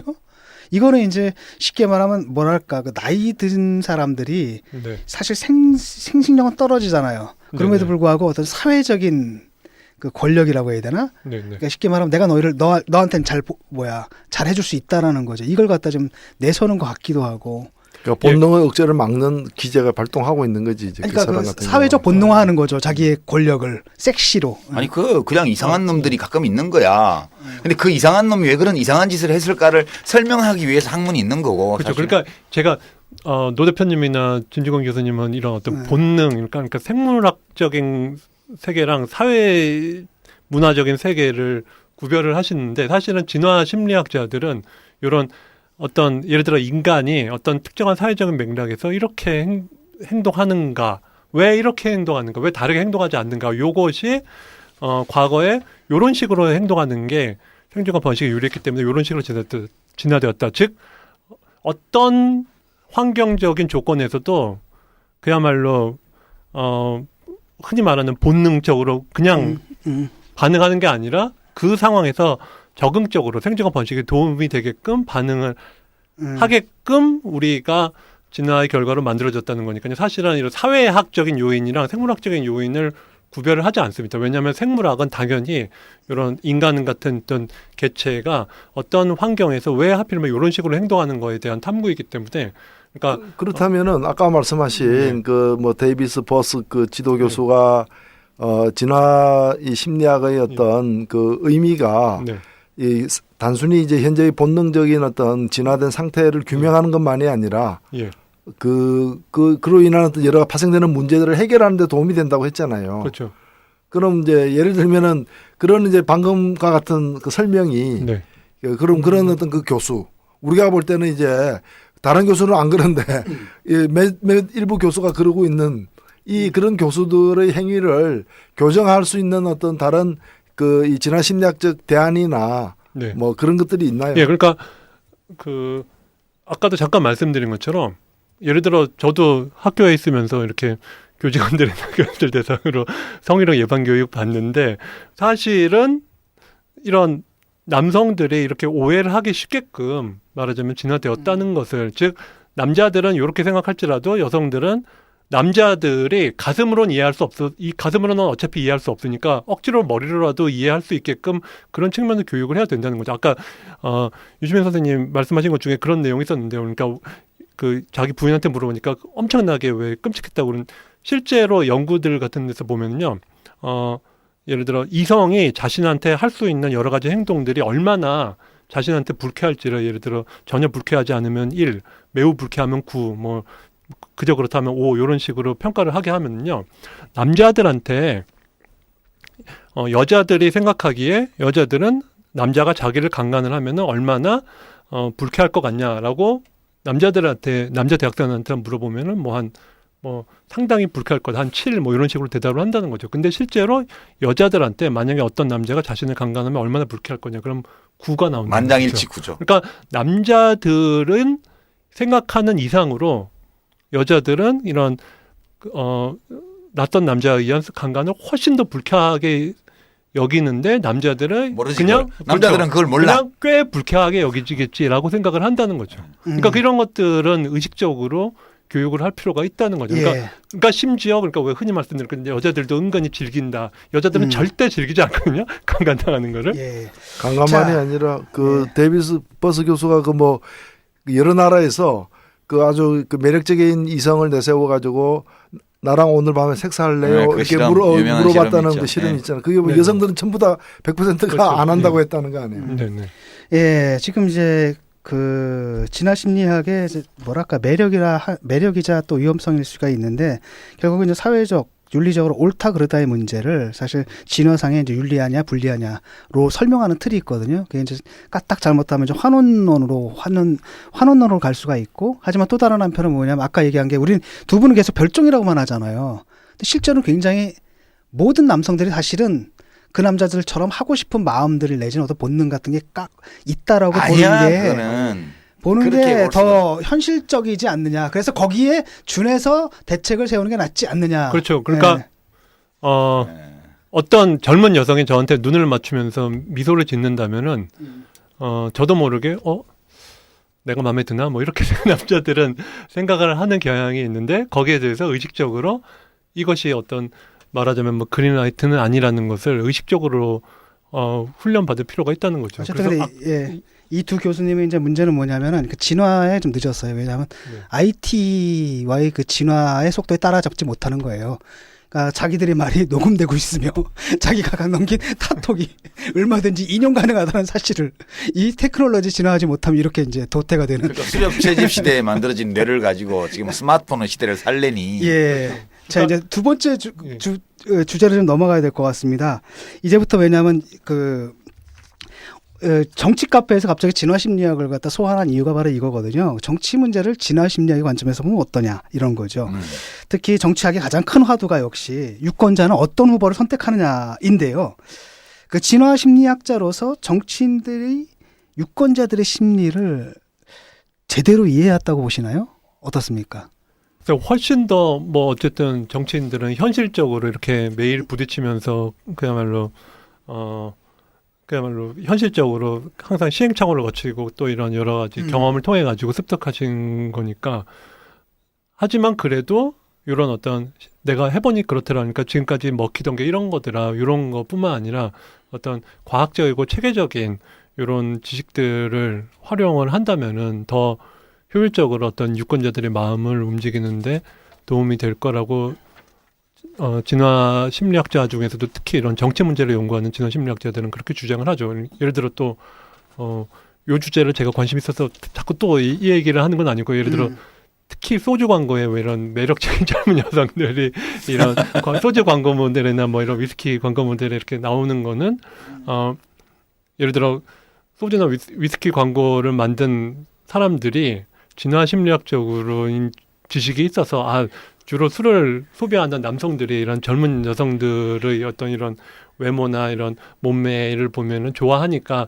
이렇게 넣어야 된다라고 의식적으로 한 건 아니죠. 근데 하다 보니까 좋아해. 술 좋아하는 남들은 이쁜 여자를 좋아해. 이런 경험적인 그러니까 젊은 매력적인 여성들을 술 광고 모델로 하니까 매출이 올라가더라. 그러니까 주로 그렇게 하는 건데요. 그러니까 그냥 왜 그런지 모르겠지만 이렇게 하니까 먹히더라. 이런 거를 떠나서 왜 그러면 요런 게 먹히는가? 다른 상황에서는 그럼 이러한 다른 계층의 유권자들은 어떠한 인센티브에 의해서 이런 자극에 의해서 움직이겠는가? 이런 것들을 더 체계적으로 연구한 이런 학자들의 연구 결과들을 활용을 한다면 더 좋을 것이라고.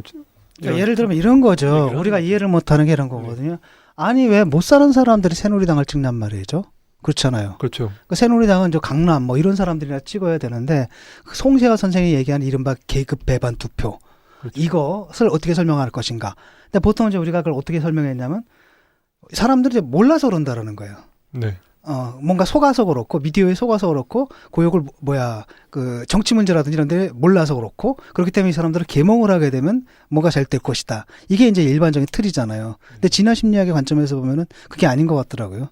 예, 뭐 물론 모든 진화 심리학자들이 뭐 이렇게 같은 의견인 건 아니고요. 근데 이런 최근에 뭐 도덕이랑 이렇게 정치랑 연관지어서 설명하는 이런 진화 심리학자들 같은 경우에서는 물론 유권자들은 이런 당장의 어떤 현실적인 경제적인 이득을 약속을 하면은 그러한 어떤 이득을 주겠다는 정책을 제시하는 후보를 찍기도 하지만 그거는 상당히 제한적이다.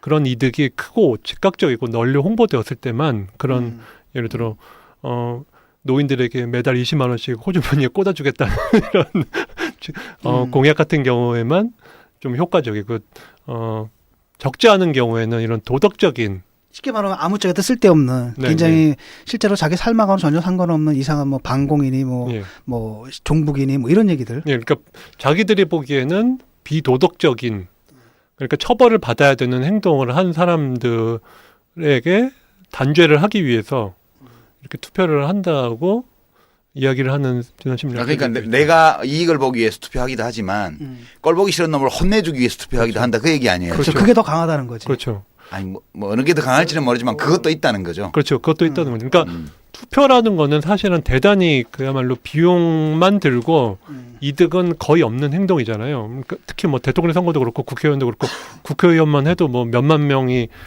그 받아야 국회의원 당선이 되는데 그 중에 뭐 34,500명 중에 내가 한 명 투표 안 했다고 해서 3만 그게 어떤 당락에 영향을 끼치는 것도 아닌데 그럼에도 불구하고 사람들이 애써 추운데 밖에 나가서 그 투표소에서 기다리다가 투표를 하고 오는 그러니까 이득은 사실상 제로에 가까운 거잖아요. 개인적인 이득은. 그렇죠. 그러니까 내가 투표를 해서 떨어질 후보가 당선이 되었다면은 뭐 어쨌든 뭔가 뿌듯한 기분이라도 맛볼 텐데 사실은 뭐 몇만 분의 1 특히 뭐 대통령 선거 같은 경우에는 뭐 1,000몇백만 분의 1이니까 전혀 수학적으로는 0에 가까운 거죠. 자기가 실제 결과에 영향을 끼친 정도는. 그럼에도 불구하고 사람들이 이런 비용이 드는 투표를 하는 거는 이런 자신이 비용을 감수하면서 상대방에게 더 큰 비용을 주기 위한 이런 비용이 드는 처벌을 하기 위해서. 근데 제가 질문을 하나 관련해서 이제 진용건 선생은 좀 모호하게 질문을 하셨는데 이렇게 한번 물어보죠. 뭐. 그러니까 진짜 이 여론조사표를 보면 학력이 낮을수록 그다음에 월 평균 가구 소득이 낮을수록 나이가 많을수록 새누리당을 지지해요. 예. 압도적으로. 그러니까 월 소득 200만 원 이하에서 압도적으로 새누리당 지지해요. 네. 근데 새누리당의 정책은 완전히 그거하고 정반대로 가는 거예요. 그렇죠. 그러면 이제 그 이유가 뭐야 그러면? 그러면 만약에 이제 나에게 내가 이익을 보기 위해서 그쪽에 투표한 게 아니라면 반대로 누군가를 혼내주기 위해서 투표하는 거라면 꼴보기 싫은 놈을 그게 뭐냐는 거예요. 이 우리나라에서 그렇게 새누리당을 저학력 저소득 계층에서 이렇게 많이 지지하는 이유가? 예, 그래서 보수와 진보의 도덕이 다르다고 이런 조나단 하이트 같은 심리학자들이 주장을 하는데요. 그러니까 도덕이 하나의, 보통 우리는 도덕은 공평, 정의, 공정, 개인 차원의 도덕만 주로 도덕이라고 생각을 하는데, 특히 어떤 서양 이런 그 영향에서 그렇죠. 서양 어떤 진보적인 차원에서 그렇죠.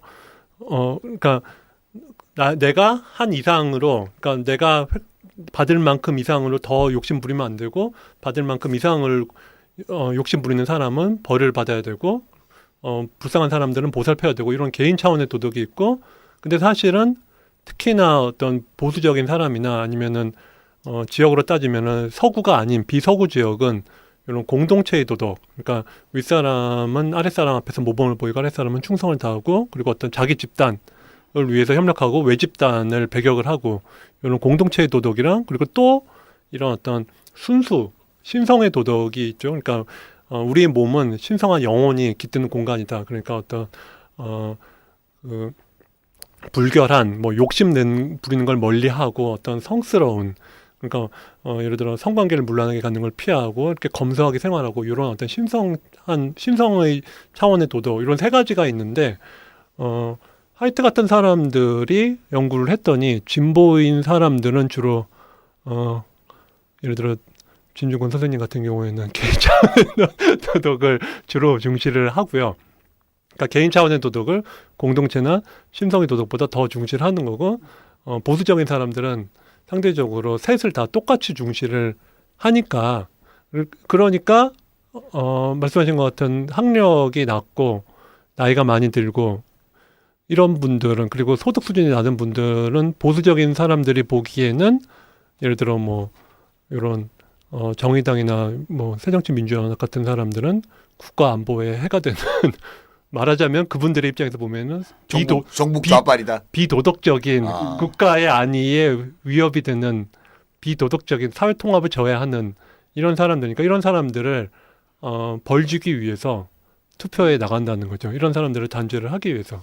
그래서 저는 아까 이렇게 보니까 오늘 문재인 대표 되신 문재인 대표님이 이승만 박정희 묘역에 참배했다고 하는데요. 저는 상당히 실질적으로는 이렇게 이념적으로가 아니라 어떤 옳다 그르다 차원에서가 아니라 어쨌든 사람들에게 이런 쪽을 지지를 해도 사회 통합에 위해가 되는 건 아니다. 이런 거를, 그러니까 이런 잘 유도를 한 것이 중요하니까 그런 차원에서는 저는 상당히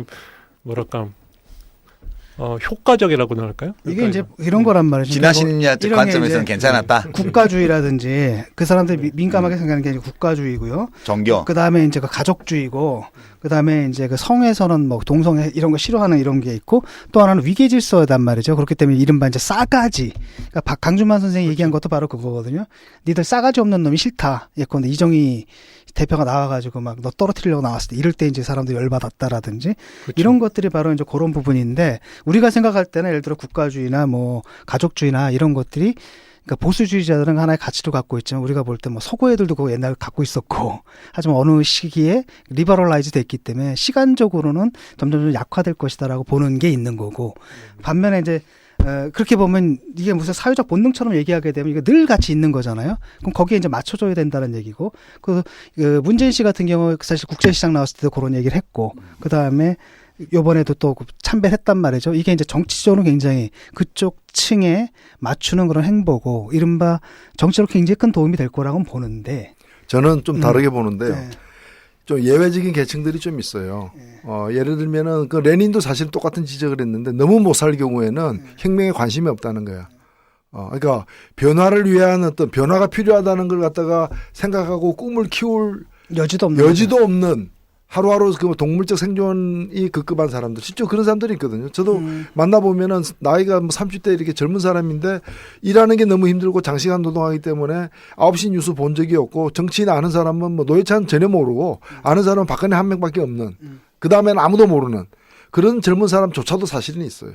있고 그 다음날 아침에 일찍 출근하기 때문에 밤 9시 이전에 자야 되는 사람들도 있고, 반면에 350만 원 이상 평균 월급을 받으면서도 고학력인데 이런 사람은 지역도 무관하고 네. 그러니까 이런 사람 중에 극히 일부는 또 100개 한 선생 나오면 무조건 찍고 한 2% 대한민국 2% 나머지는 또 굉장히 자유주의적인 어떤 그런 걸 독립해 가지고 자기 이성의 판단으로 이렇게 아주 이 수준 높은 투표 행위를 하는 그런 층도 사실이 있는 거예요. 근데 나머지는 보면은 다 사실은 그런 이념보다는 이념 치구형 어떤 뭐 노인층이라거나 일부 있죠. 사실은 있지만 나머지는 거의 다 나한테 도움 되느냐 안 되느냐. 그러니까 이제 자신의 경제적 문제 해결에 도움되는가 아닌가를 우선 따지는 경향이 농후하더라. 그러면 가난한 사람은 그 뭐 이렇게 야당을 찍어야 될 거 아니냐라는 얘기가 나오는데 제가 볼 때는 왜 가난한 사람이 다른 나라에서는 진보 정당을 찍는데 한국에서는 여전히 야당이나 진보 정당을 안 찍고 새누리당 같은 당을 찍느냐. 가난한 사람이 150만 원 이하 계층에 특히 저는 이런 사람들의 경험과 시각에서는 새누리당의 경제 문제 해결에 여전히 더 잘하는 집단으로 신뢰도가 더 높다는 거예요. 그리고 이 사람들이 수십 년 동안에 지금의 야당이 집권한 건 10년밖에 경험이 없어. 그리고 그때 IMF 때 큰 재미도 못 봤어. 근데 나머지 자기 먹는 문제를 주로 해결해 오고 고도 성장하고 한 거는 다 어디냐 이거. 지금 한나라당 이 집단 아니냐 이거지. 그러니까 제가 볼 때는 먹고 사는 문제에 있어서 더 능력 있고 더 신뢰할 만하다는 믿음을 여전히 한국의 정치권이 그 계층에게 못 주고 있는 상황인 것이지. 그것이 그 계층은 어느 나라 어느 시대나 무슨 도덕적인 이념적인 게 더 우선이기 때문에 경제 문제를 갖다가 자기 계급 배반해 가지고 투표하는 거냐. 난 그런 의문이 있는 거예요. 근데 이제 이 진화 심리학 또는 진화 생물학을 경제학이나 혹은 사회 분석에 끌어들인 최초 인물이 누군지는 좀 불확실하긴 해요. 이제 허버트 스펜서나 이런 사람도 있으니까 그런데 멜서스도 있고. 근데 좀 유명한 사람 중에는 경제학과 관련해서는 최초 인물로 보통 인정하는 게 이제 토스타인 베블렌이라는 미국 이제 19세기 말 20세기 초에 활동했던 경제학자를 꼽거든요. 그래서 이 사람을 이제 제도 경제학파다 뭐다 소위 경로 의존성이나 이런 개념들이 다 거기서 나온 건데 그 베블렌이 뭐라 그랬냐면 모든 사회 제도는 그 제도가 만들어지던 시기에 그 사회의 지배적 사고방식의 표현이라고 얘기를 했어요. 그 이게 지배적 사고방식은 계속 변한다는 거예요. 그럼 어떨 때 변하냐? 그럴 때 이제 이 베블렌은 그렇게 얘기를 했어요. 인간은 원래 다 보수적일 수밖에 없대요. 이 관성의 법칙 지배를 받기 때문에. 그 혁신이라는 거는 혁신을 한다는 것은 사고방식을 바꾸는 거고 생활 태도를 바꾸는 거기 때문에 에너지가 많이 소모된대요. 에너지가. 정신적인 에너지가. 그래서 되게 오늘 살기가 벅찬 사람들 이런 사람들은 그 변화를 도모하는 데 필요한 에너지를 확보할 수가 없기 때문에 계속 지속적으로 보수로 남는다는 거예요. 저는 이 설명이 훨씬 더 좀 통하긴 한데 그렇듯한 거 아닌가? 그런 생각이 좀 들던데. 근데 사실은 뭐 이런 성격 심리학자들에 따르면 이런 진보 보수가 아주 안정적으로 나오는 그러니까 항상 관찰되는 이런 개인차 중에 하나거든요. 네. 그러니까 이런 뭐 성격이나 뭐 이런 것들이랑 마찬가지로 사람들이 얘기하는 어떤 보수와 진보라는 게 그러니까 예를 들어 진보적인 사람들은 어떤 정부에 의한 뭐 이런 시장 개입에도 찬성할 뿐만 아니라 이런 낙태에도 반대를 한다든지, 낙태에도 찬성을 한다든지 이런 식으로 서로 무관해 보이는 여러 이슈들에 대해서 일관되게 예를 들어 진보면 진보, 보수면 보수 이런 식으로 그 사람들 사이에 그런 개별적 성향, 그 개체의 변이로서 개인 차이가 일정 비율로 사회 안에 있다는 거예요. 예. 그러니까 말하자면 이런 종용 곡선이 두 개 있는 식으로, 그러니까 물론 중도도 있지만은 그야말로 진보적인 사람들이랑 보수적인 사람들의 개인 차이가 예를 들어 내향적인 사람이나 외향적인 사람의 개인 차이가 물론 사람이 나이 들어가면서 혹은 뭐 여러 가지 환경적으로 벌어지기도 하지만 그래도 우리가 여전히 사람들은 내향적인 사람이나 외향적인 사람이 있다고 얘기할 수 있는 것처럼 실제로도 그렇습니다. 정치적인 성향은 이런 유전 가능성이라고 얘기하는데요. 부모가 예를 들어 진보적이면 자식도 진보적인 확률이 그런 유전 가능성이 40에서 50%쯤 되거든요. 그러니까 상당히 유전적인 형질이죠. 정치 성향도. 인구의 더 많은 부분은 소수의 인구는 자기의 어떤 계급적 관계나 여러 가지 이해관계를 넘어서서 어떻게 보편적 선이냐, 어떤 게 더 숭고한 도덕적 가치냐를 중심으로 해가지고 판단을 하는 경우들도 있지만 인구의 더 많은 사람들은 본능적인 것에 더 이렇게 종속되지 않느냐. 그런 점에서 나는 뭐 마오가 그 보면 문화혁명 직후에 한 유명한 얘기 중에 하나가 인간의 본성은 주자파인 것 같다. 예, 그때 이제 등소평 같은 사람을 갖다가 이제 자본주의 앞잡이 내지 자본주의를 추구한다는 이유로다가 이렇게 막 그 척결할 때였어요. 숙청하고 이럴 때였는데 본인이 뭐라고 얘기하는가 하면 인간의 본성에는 그 자본주의 어떤 그게 이윤 추구 내지 어떤 자기 이익 추구하는 어떤 그런데 소위 말 성악설 같은 우리가 옛날식으로 얘기하면은 그런 이기적 유전자가 더 지배적이다라는 얘기인데 제가 볼 때 뭐 꼭 마오의 표현이 옳아서가 아니라 또 그렇지 않느냐라는 거죠. 다수는 어떤 이념 추구형 자기의 이해관계를 넘어서는 어떤 가치 추구형이라기보다는 이해관계에 급급한 사람들이 다수가 아니냐. 근데 그런 이해관계 급급한 사람들이 볼 때 자기 문제를 해결해 줄 어떤 편을 누구로 보느냐라는 거지. 근데 대단히 역설적이게도 한국에서는 다른 나라와 달리 이제까지 어떤 그 야당이라거나 또는 뭐 진보정당이라 해봤자 뭐 제대로 된 진보정당 본 적도 없으니까 사실은. 그러니까 그냥 이제 그 늘 문제를 해결해 갖고 늘 집권한 상태에 놓여 있던 이 집단에 대해서 경제 문제도 이쪽에서 그냥 해결해 주는 수밖에 없지 않느냐. 다른 쪽은 뭐 엉뚱한 얘기만 하고 멋있는 얘기만 하고 뭐 이런 식으로 보는 아직까지 그걸 우리 정치가 못 벗어난 게 아니냐. 근데 저는 이제 노 대표님이 훨씬 더 저보다 세상을 긍정적으로 보신다 그런 느낌이 평소에도 있는데요. 다시 페블레너의 말을 인용을 하면 그럼 사람들이 언제 바뀌냐?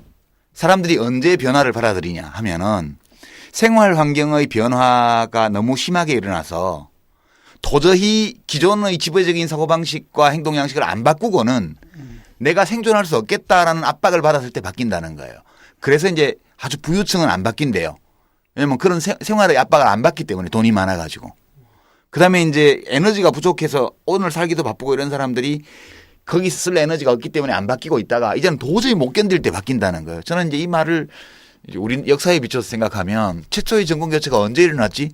6월 항쟁으로 해놓고도 노태우 뽑았고요. 예? 그 IMF 나고 나서 겨우 이제 여권 분열이 일어났을 때 겨우 이제 첫 정권교체가 됐어요. 그럼 언제 또 정권교체 되지? 지금보다 훨씬 더 문제가 심각해져야 돼. 안 그러고는 안 바뀌어요. 이제 그렇게 생각을 하는 거지. 그렇다고 해서 일부러 나쁘게 만들자 그런 뜻은 아니지만 사람들이 어떤 생물학적으로 주어진 비율은 있을 것 같아요. 내가 볼 때는 어느 계급계층, 어느 집단을 막론하고 변화를 잘 받아들이고 변화를 앞장서서 이제 해나가는 사람과 죽어도 그거 변화 안 하려고 하는 사람이 일정한 비율로 섞여 있다는 거는 경험적으로 느껴져요. 근데 그럼에도 불구하고 좀 더 큰 흐름으로 바뀌는 쪽으로 가는 때 사회 변화가 일어나는데 그 변화가 언제 일어나냐 역사적으로 보면은 진짜 태평성대에는 변화가 안 일어나요. 무지무지하게 큰 어려움과 혼돈과 이런 것이 닥치고 나서야 조금 변하는 거 아니야? 인간 세상은? 그렇게 저는 예, 제가 좀 더 긍정적으로 보는 면이 사실 있어요. 그렇죠. 정확하게 지적하신 것 같은데 그 얘기는 뭔가 하면 이제 당장이 아니라 앞으로 좀 좋은 방향으로 변할 가능성이 있다고 제가 이제 보기 때문인데 저는 그 역대 대통령에 대한 평가를 보세요. 사실은 가장 높게 평가되고 있는 게 현재의 여당보다는 야당이에요. 특히 김대중 노무현 대통령이에요. 실은 그 기간에 대해서 즐거워해요. 좋았다고 생각하니 지금은. 근데 노무현 대통령 다음 정권이 어느 정권이 돼버렸느냐라는 거죠. 그러면 이제 그럼 그때 좋았다면은 계속 비슷한 정권을 왜 안 뽑았느냐. 근데 저는 실제로 보면은 2007년 대선이 왜 그렇게 험악하게 패배했는가. 가장 큰 표차로. 그거는 가장 경제 문제 해결에 대해서 목말라 했을 때 경제 문제 해결자로서의 자신을 갖다 부각 못 시켰던 거 아니에요. 그 당시 지금의 야당들이. 그거야 뭐 여러 가지 분석이 물론 그리고 저는 처음으로 지난 대통령 선거가 처음으로 야당으로서 경제 문제 우리가 해결하겠다고 나선 선거였다고 나는 사실 봐요. 그래서 저는 물론 그 경쟁에서 저는 박근혜 후보에게 졌던 것은 딴 데서 진 게 5.16에게 진 게 아니다. 경제민주화를 누가 더 잘할 거냐라는 그 어처구니 없는 경쟁에서 그런 이제 졌다라는 거고 앞으로 이 경쟁이 거듭될수록 이쪽이 그냥 그렇게 밀린다고 보지는 않습니다. 저는 그렇게 안 보고 무슨 경제민주화 공약 때문에 박근혜가 이겼다. 저는 그거 안 믿어요. 그 박근혜 씨를 지지한 사람들을 보면 그런 것 때문에 지지한 사람 거의 없더라고 제 주변에. 네. 찍은 사람들. 그거 아니에요. 그거보다. 아니, 그 격차가 그러니까 양쪽 다 절대로 상대를 안 찍는 고정 지지층들이 있는 거죠. 그런 사람들에 대한 설명을 할 게 아니라 왜 이쪽이 그 간발의 차이로 지게 됐느냐 하는 그 몇백만 표 가지고 진 거 아니에요. 예, 됐습니다. 예. 거기까지 하죠. 지금 중요한 건 뭐냐면 그런 측면들도 있지만 진화 심리학에서 새로 보여준 것은 보수 정당의 그 지지자들이 찍는 것들은 상당히 이렇게 뭐랄까 어떻게 보면 굉장히 정서적이고 본능적인 측면이 있다. 그러니까 예. 그 부분을 괜히 건드릴 필요는 없다 아니, 이 정도. 제가 거기 조금만 더 덧붙이면 죄송한데, 그러니까 경제적인 이득까지 포함해서요.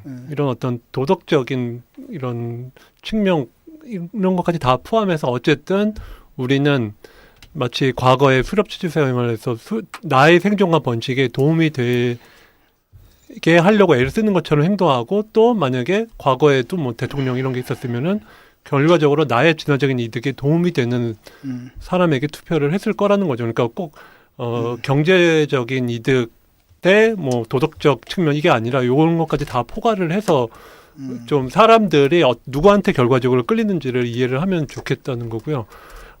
사실 좀 시간이 좀 되면은 이런 말씀 드리고 싶은데 예를 들어 마약 같은 거는 왜 집에서 조용히 마약을 좀 이렇게 누가 했는데 그것이 범죄냐. 이거는 정말로 사실은 대마초 이런 거. 네. 왜 조용히 대마초를 해서 나 혼자 내 몸 내가 망가뜨렸는데 왜 이게 비도덕적으로 단죄돼야 될 범죄냐. 여기에 대해서는 수많은 사람들이 여기에 대해서 뭐 할 말이 있잖아요. 근데 실제로 사람들이 어쨌든 어떤 사람들은 마약하는 거를 범죄라고 생각을 하잖아요. 그러니까 뭐 예를 들어 연예인들은 뭐 마약했다 이러면은 범죄자라고 여기고. 근데 특히 이런 마약을 범죄로 생각하는 사람들의 공통적인 특성 중에 하나가 이런 성적으로 문란하지 않은 성적으로 충실한 남성이건 여성이건 성적으로 충실한 사람이 있고요. 그다음에 상당히 성적으로 문란한 사람들이 있는데 성적으로 충실한 일부일처제를 좋아하는 이런 사람들이 마약을 더 범죄라고 단죄하는 경향이 있다는 겁니다. 그 말은 뭐냐면은 그러니까 마약을 하는 사람들은 상대적으로 성적으로 문란하니까. 근데 예를 들어 성적으로 문란한 집단이랑 성적으로 충실한 집단을 보면 성적으로 충실한 집단이 보기에는 어떤 성적으로 문란한 행동 전략은 자기들한테 진화적인 이득에 해가 되거든요.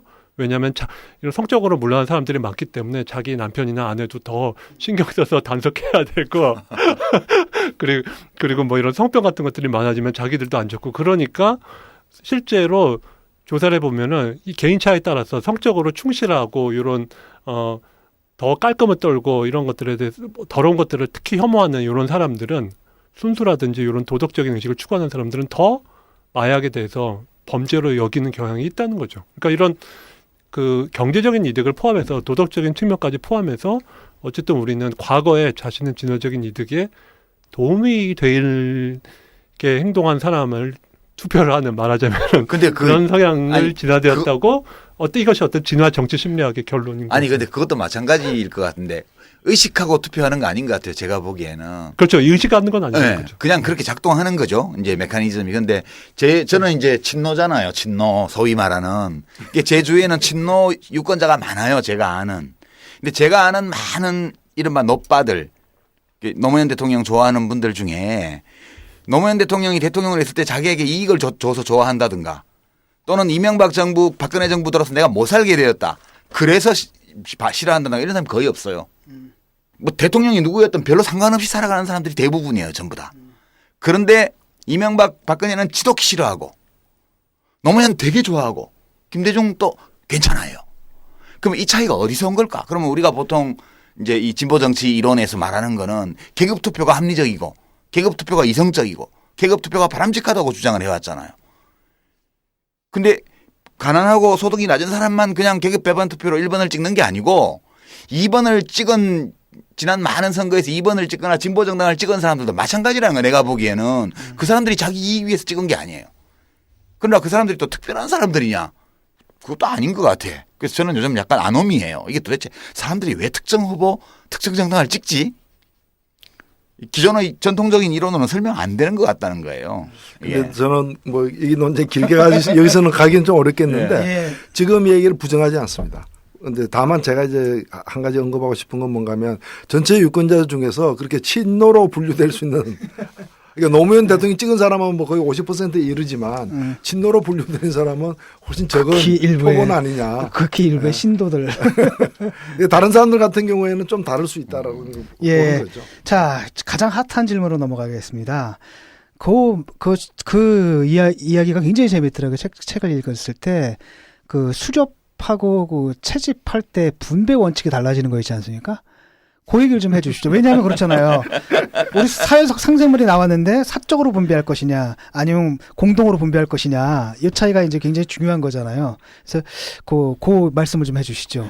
예, 그러니까 오늘날에도 남아있는 이런 수렵 채집 사회를 이렇게 인류학자들이 열심히 연구를 했더니, 사람들이, 상당히 다르게 재미있게 행동을 하는데요. 그러니까 식물성 음식, 뭐 나무 열매라든지 이런 나물, 이런 뭐 뿌리, 감자 같은 뭐 뿌리, 이런 것들은 사냥을 해와서 자기 가족들이랑만 나눠 먹고 남들한테 나눠주지 않는데, 예, 채집한 거는 그냥 자기 가족끼리만 먹는데, 고기는 사냥을 해오면은 다 집단에 속한 모든 가족들이 모여서 나눠 먹는다는 겁니다. 그래서 왜 이렇게 음식을 나눠서 먹느냐, 여기에 대해서 사람들이 연구를 해보니까, 이런 나무 열매라든지 나물 같은 것들은 갑자기 어느 날 산더미 같이 뭐 나무를 채집하는 것도 불가능하지만, 그렇다고 완전히 그야말로 빈털터리로 오는 것도 아니라는 거죠. 그러니까 이런 변이가 크지 않다는 겁니다. 어떤 아줌마가 이런 채집을 하러 나갔다가 식물성 음식을 갖고 올 때 그 양의 변이가 별로 그렇게 크지 않다는 겁니다. 분산이요. 근데 이런 동물성 음식은 사냥해서 하루 종일 사냥했다가 빈털터리가 될 확률도 매우 높죠. 근데 사냥에 성공하면 엄청나게 큰 고기를 그야말로 갖고 올 수가 있는 거고요.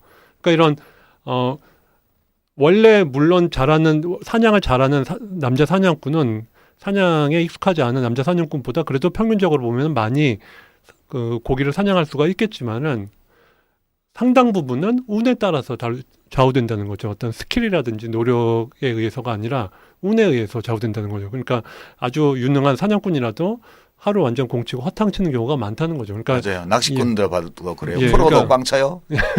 그러니까 동물성 음식 같은 경우에는 이런 분산이 분산이 매우 크고, 그리고 상당 부분 운이 많이 좌우를 하기 때문에, 그러니까 뭐 이런 경제학이나 이런 데서 얘기를 하는 것처럼 이렇게 베어리언스를 서로 이렇게 풀링한다고 이야기를 하는데요. 이런 그러니까 서로 이렇게 섞으면은 분산이 적어지는 거죠. 그러니까 내가 오늘 사냥을 많이 했으면 어차피 고기를 자기 혼자 다 먹고 냉장고가 있었던 시절도 아니니까 그냥 다 자기가 배 터지게 먹고 남은 것들은 그냥 고스란히 썩어서 버릴 테니까 다 나눠 먹는다는 거죠. 그러니까 그게 합리적이죠. 예, 사냥에 성공을 하면은 서로 동물성 음식 같은 경우에는 항상 나눠 먹고, 그래야만 서로 간에 어떤 사냥에 허탕을 쳐서 빈털터리가 돼가지고 배를 쫄쫄 굽는 이런 상황을 서로가 자기가 잡은 고기는 평등하게 분배를 함으로써 이런 분산을 줄일 수가 있다는 거거든요. 그러니까 이런 거죠. 배식할 때 집단 배식할 때 보면은 그 밑반찬이나 김치 같은 거는 알아서 자기가 다 양껏 가지는데 생선 같은 거는 주방에서 그냥 한 마리씩 따로 주잖아요. 이렇게. 말 된다. 예컨대 뭐 사냥 성공 확률이 4분의 1이다. 그러면 사실은 내가 하루 먹으면은 4일 동안 3일 동안 굶어야 되잖아요. 하지만 4사람이다라면 한 사람씩 성공한다면 나눠 먹으면 그렇죠. 사실 매일 고기를 먹을 수 있으니까 성공 실패의 그 불확실성으로부터 안정성을 갖다 도입할 수 있고. 그게 진화적 이익이 있는 거죠. 그렇죠. 그다음에 혼자 다 먹을 수 없어서 썩히는 것보다 나눠 먹는 게 훨씬 낫겠죠. 근데 반면에 식물 같은 경우에는 반대겠네요. 그럼. 예. 그래서 노력만 하면 누구나 다 할 수 있는 거니까. 그러니까 진화 심리학자 투비아 커스미디즈 같은 학자들이 주장하는 바는, 예를 들어 어떤 음식이 이런 노력이냐 운이냐 많이 작용에 따라서 다르다는 거죠. 어떤 음식을 얻는데 운이 많이 작용한다면은 우리는 그거를 서로 그러니까 운이 없어서 그 음식을 오늘 하나도 얻지 못한 사람한테는 음식을 나눠주는 것이 당연하다는 심리가 진화되고, 또 동시에 예를 들어 식물성 음식 같은 나물이나 이런 것처럼 상당히 어떤 노력이나 스킬에 좌우되는 자원 같은 경우에는 어떤 사람이 자기가 열심히 노력만 하면은 나물을 많이 얻을 수가 있는데도 나물을 거의 채집을 못했다. 이거는 그 사람이 별로 노력을 안 한 거니까 그 사람한테 내가 힘들게 얻은 자원을 나눠줄 필요는 없다. 이러한 심리가 적응적으로 진화를 했다고. 그러니까 쉽게 말하면 사냥을 못했다는 건 운이 나쁜 것일 수 있지만 너 가지고 왜 너 산나물 왜 안 캐왔어라고 그놈이 운이 나쁜 거보다 게으른 게 이제 맞다는 그렇죠. 거죠. 네. 그러면 예를 들어서 같이 사냥을 해서 맨날 나눠 먹는데 어떤 한 남자만 지가 해온 거 지 혼자 다 먹고 몰래 안 나눠 먹으면 어떻게 돼요? 그럼 처벌받죠. 그러면 이제 남들도 안 나눠주겠죠 그 사람한테. 그렇죠. 징계를 하겠지 뭐. 예. 그렇죠. 네, 왕따. 그러니까 나는 이제 그 사냥해온 걸 나눠 먹는 게 사회보험이라고 생각해요. 네네. 그러니까 이제 실업자가 되거나 뭐 무거운 병에 걸리거나 뭐 일하다가 산재 사고를 당하거나 교통사고를 당하거나 뭐 이렇게 되면 그럼 뭐 자식도 없는데 늙어서 재산도 없어갖고 오래 살긴 오래 사는데 노후에 먹고 살 밥이 없다든가 이러면 되게 불운한 거잖아요. 네. 그게 자기한테 그 본인한테 책임을 묻기가 어려워. 병 걸린 걸 순전히 그 사람 위생관리 잘못한 탓이다. 전염병 걸렸는데 그럴 수는 없죠. 네네. 그리고 뭐 자식들이 노인들을 안 돌보는데 그게 순전히 너가 양육을 잘못했기 때문이다라고 말하기 되게 어려워요. 예, 예. 그렇잖아요. 그런 건 보험을 사회보험으로 해서 서로 이제 커버를 하고 그 대신 자기 돈 벌 때는 지도 돈을 넣어야 돼. 안 넣으면 그거는 안 해줘요. 이게 나는 사회보험 원리하고 비슷하다고 생각해요. 근데 새누리당에서는 이제 어떻게 보냐면 지금 사냥하는 상황을 설정을 했잖아요. 근데 새누리당에서는 지금 산나물 채집하는 상황이야. 아니 그게 아니고 그렇죠. 이렇게 그 사람들 말씀하신 대로요. 그러니까 사실은 예를 들어 뭐 고기라고 해도 노력 0%, 운 100%는 아니잖아요. 그렇죠. 고기에도 당연히 뭐 사냥에 뛰어난 사냥꾼이 열심히 하루 종일 사냥을 하면은 더 많은 고기를 잡거나 아니면 사냥에 성공할 확률이 많아지는 거고. 그러니까 이런 어떤 음식이든 사실은 노력이냐 운이냐가 이 서로 상대적인 퍼센테이지가 다른데 식물성 음식은 상대적으로 운보다는 노력이 더 많이 저어드는 거고. 그래서 진화심리학자 투비와 커스미치 같은 사람들은 이런 분배 문제, 복지 문제 관점에 대해서 말하자면 보수적인 사람들은 상대적으로 요거는 어떤 특정한 자원에 대해서 요거는 노력이 많이 좌우한다고 생각을 하는 거죠. 그러니까 노력 안 한 사람한테 우리가 나눠줄 필요가 없다. 그러니까 복지가 과잉이 되면 국민이 나태해진다라고 생각을 하고. 김무성 대표 얘기한 게 그거예요. 네, 상대적으로 진보적인 사람들은 이거는 운에 의해서 그야말로 자기가 열심히 노력했는데 운이 안 좋아서 혹은 어떤 자기가 어쩔 수 없는 사회 구조 때문에 빈곤층으로 떨어질 경우도 상당히 많으니까 여기에 대해서는 어떤 서로 그야말로 풀링을 해줘야 된다라고. 그러니까 어떤 거에 대해서 이것이 노력이냐 운이냐에 대해서 볼 때 상대적으로 진보적인 사람들은 운에 의해서 될 경우가 많을 것이기 때문에 어떤 자원을 갖지 못한 사람이랑 우리는 기꺼이 그날 사냥이나 채집에 성공한 사람이 나눠줘야 된다고. 예. 그 노력운도 이제 중요하겠고 또 그것도 있잖아요. 노력운과 또 무관하게 그거 자체가 필수적이냐 아니냐. 예를 들면 이게 물이다. 물이면은 물을 뭐 발견하기 쉬우냐 안 쉬우냐의 문제도 있겠지만은 이게 물이면은 근데 물인데 다 먹기에는 좀 부족하다. 그럴 때 서로 먹는 양이 달라지면 생존의 위협이 되기 때문에 이것만은 공적으로 관리해 가지고 그렇죠. 비슷하게 먹게 한다거나 또는 못 먹는 사람이 없도록 어떻게 조치를 한다거나 하는 그런 걸 할 수밖에 없잖아요. 그래서 우리가 예를 들면 뭐 교육이나 의료라거나 이런 좀 그런 아니면 이제 또 우리가 뭐 교통에 있어서는 철도라거나 이런 어떤 필수적인 데는 공공재 내지 어떤 거 공공 서비스화 해가지고 관리하는 것을 그건 과거에도 그렇게 됐을 수가 있지 않느냐. 그렇죠. 그러니까 아까 말씀드린 맥락에서 보면은 이런 무임승차자가 많아지면 사회가 무너지니까 이런 보수적인 사람들은 상대적으로 공동체의 도덕에 더 관심이 많으니까 이런 무임승차자 예를 들어 일 안 하고 고스란히 연금만 타먹는 뭐 사회가 되는 사람들이 많으면 사회가 무너지니까 이런 어떤 복지 문제에 대해서 보수적인 사람들은 상당히 어떤 엄격한 태도를 보이는 거고요. 그러니까 보수가 굉장히 무임승차를 싫어하죠. 그렇죠. 사회 통합에 져야 되니까 그렇죠. 예, 무임승차를 싫어하는 나는 일리가 있다고 봐요. 사실 뭐 동물행동학 연구하시는 분들은 그 다 인정하더라도 인간도 동물이니까 일정 패턴은 무임승차하려는 경향이 있다는 거 먼저 생각을 하는데 문제는 이런 거예요. 진짜 무임승차가 어떤 게 있지 우리 사회에서 보면 지금 아까 우리가 이완구 씨 문제 얘기를 했지만 병역 기피 이게 무임승차잖아요. 그렇죠. 아니 우리 헌법에 병역 의무를 모두에게 줘놓고 신체 조건이 허용되는 남자는 군대를 다 가야 돼. 근데 여리저리 여자들이 빼가지고 이 국가 안보라는 이 공동체의 선을 실현하기 위해서 모두가 자기 힘 닿는 만큼 버텨야 이게 맞는 건데 여기 지가 빠져나가가지고 방위만 했고 뭐 면제받고 이래가지고 무임승차한 거 아니야. 의료보험료 안 냈잖아요. 그다음에 이제 두 건강보험료. 번째가 이제 2억 얼마씩 연봉을 벌면서 건강보험료 안 그 냈어요. 재산 신고할 때는 독립생활자라고 해서 안 해놓고 고지 거부해놓고 자기 아버지한테 얹어 있고 동생한테 얹어놓고 이래가지고 연봉 2억 얼마 버는 사람, 물론 매출 기준이지 과세소득은 아니에요. 과세소득으로 하면 한 달에 제가 지금 짐작하기로는 한 70만 원 내야 될 것 같아. 2억 3천 매출이면. 근데 그런 거 다 무임승차 아니에요. 그렇게 하고 건보는 그 기간에 다 자기가 혜택을 받았으니까. 이게 보수가 진짜 싫어하는 게 무임승차인데 그 무임승차 전문을 지금 아주 전공으로 한 사람을 총리로 지명해 놓은 건 어떻게 해석해야 돼요? 자기가 하면 로맨스니까. 그러니까 사실 자기들은 무임승차 잘하는 사람을 갖다가 능력 있는 사람이라 그러죠. 그러니까 말이야.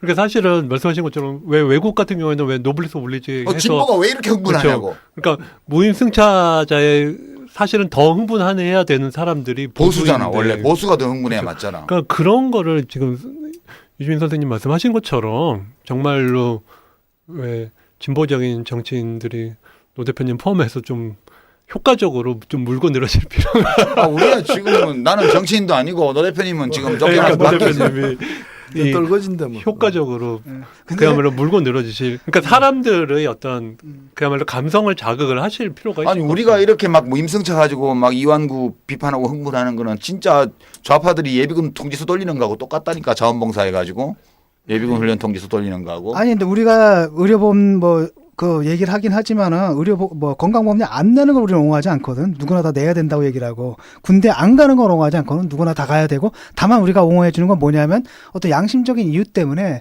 병역 대신에 다른 것. 그렇지. 그거보다 더 큰 노력이 드는 다른 대체 복무를 통해 가지고 사회복무를 한다든가. 이런 사람들은 무임승차가 아니잖아요. 그렇지. 그건. 그건 아니지. 그러니까 이런 사람들 옹호해 주는 여의 건데. 정의는 더 오래 군대에서 교도소에서 배식 봉사 같은 거 이거 3년씩에. 그러니까 뭐 이건 제 개인적인 생각인데요. 이런 뭐 그런 병역 회피나 뭐 이런 것 때문에 문제되는 말하자면 무임승차한 이런 정치인들을 비판을 할 때도 저 사람이 뭐 예를 들어 뭐 평소 하던 말이랑 다르다, 언행이 불일치하다 요렇게 비판하기보다는 유시민 선생님 말씀하신 것처럼 결과적으로 이런 무임승차자들 때문에 나라가 어려운데 사회가 무너진다 이렇게 그렇게 강조를 그러니까 아니 실제로 무임승차를 하면 안 되잖아. 그렇죠. 무임승차는 도덕적으로 진짜 문제가 많은 거거든요. 난 아무리 생각해도 그런 거 같아. 근데 비판할 때 예를 들어 언행이 불일치하다 이렇게 비판을 하면은 저 녀석 또 싸가지 없이 꼬치꼬치 캐묻는다 이렇게. 돈이 없는데도 차를 타야 되는 사람들은 무임승차를 할 수밖에 없어요. 그렇지. 그거는 무임이기 때문에 승차를 한 거고. 근데 얘들은 있잖아 돈이. 있는데 승차를 하면 안 되지 이놈들은. 그러니까 호주머니에 지갑에 돈 이만큼 갖고 있으면서 무임승차한 거 아니야. 그렇죠. 어떤 말하자면 뭐 사회의 암적인 존재다 이런 식으로 뭐 진보 보수를 떠나가지고 좋지 않을까 생각을 합니다. 진보에 그러니까 쉽게 말하면 재밌는 건 이 사람들의 이중성이란 말이에요. 아니 그러니까 이중성으로 얘기하지 말래잖아. 지금 전중환 선생이 더 자극적으로 얘기하자는 거예요. 그 나쁜 놈 이렇게 얘기를 해야지. 앞뒤가 안 맞는다. 이거 약하다는 거지. 아니야 이러면 또 보수주의자들은 또 싸가지 논쟁이 나와. 그러니까 싸가지 사실 나 별로 싸가지 없게 한 것도 없거든. 솔직히 말해서 내가 뭐 싸가지. 아니 싸가지란 것은 그런 이상한 엑스레이 가지고 군대 안 가고 무슨 아들 건보료 안 내는 게 싸가지 없는 거지. 그게 사회적 싸가지가 없는 거지. 뭐 지금 우리가 세 가지 얘기를 한번 다뤄봤습니다. 그러니까 진화 심리학적 관점에서는 성추행 문제 어떻게 볼 수 있는가? 그리고 두 번째로는 이제 진보와 보수, 각각 진보와 보수가 서로에게서 민감하게 여기는 부분이 어떤가? 세 번째는 이제 복지와 분배에 대한 진보와 보수의 각각 다른 동상이몽이 어디서 비롯되는 것까지 아주 재밌는 신뢰를 통해 가지고 봤습니다. 그 칼막스는 그렇게 얘기했단 말이에요. 원시 공산주의 사회에는 모든 사람들이 모든 걸 다 동일하게 나눴다. 근데 실제로 알고 보니까 그렇진 않았더라. 그러니까 고기는 서로 그렇지. 공유를 했지만 이거는 따로 먹었더라. 이제 이 아니, 얘기가. 생산 수단이 사유화 안 됐다는 얘기지 뭐 꼭 뭐 그렇죠. 시금치를 똑같이 나눠 먹었다 이 얘기는 아니잖아. 그래도 고기를 많이 갖고 오는 사람은 높은 지위를 차지했어요. 근데 진보여법에 우리가 당하는 건데 그 진보여법에 그런 게 있어요. 노상 보수 쪽에서 복지를 공격을 할 때 무임승차론으로 공격을 한다고요. 그럴 때 이제 어떻게 방어를 하냐 하면 전통적으로 보면 제가 정부에 있을 때도 그랬는데 그거는 가난한 사람들을 비방하는 거다. 가난한 사람을 폄훼하는 거다.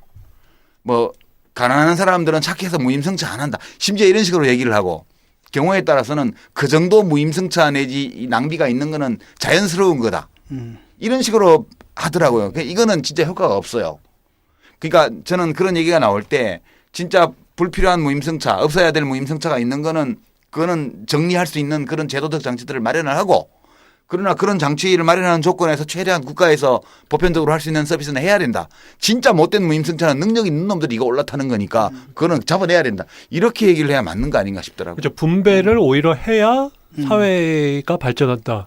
사회 통합에 도움이 된다. 이런 식으로 말씀을 하시면은 이런 보수적인 사람들의 마음에 더 다가갈 수가 있겠죠. 그리고 무슨 이건희 씨 손자를 뭐 공자법을 주념하니 지금도 계속 그렇게 떠드는데 세금 엄청 냈기 때문에 물론 내야 될 만큼 다 낸 건 아니지만 여하튼 절대액수로 엄청 낸 사람들인데 그 손자 밥도 못 주냐 우리가 그렇게 얘기를 해왔잖아요. 근데 지금 다시 레퍼토리를 옛날로 돌아가가지고 밥 안 주면 세금 안 내요. 그래서 세금을 받기 위해서도 밥을 아니 세금 많이 낸 게 죄냐고. 왜 그 손주는 밥을 안 주는 거야? 그게 말이야. 제가 그 영국에 가서 그 한국 여성이 영국 남자하고 결혼한 얘기를 들었는데 그 남자가 보수당 당원이에요.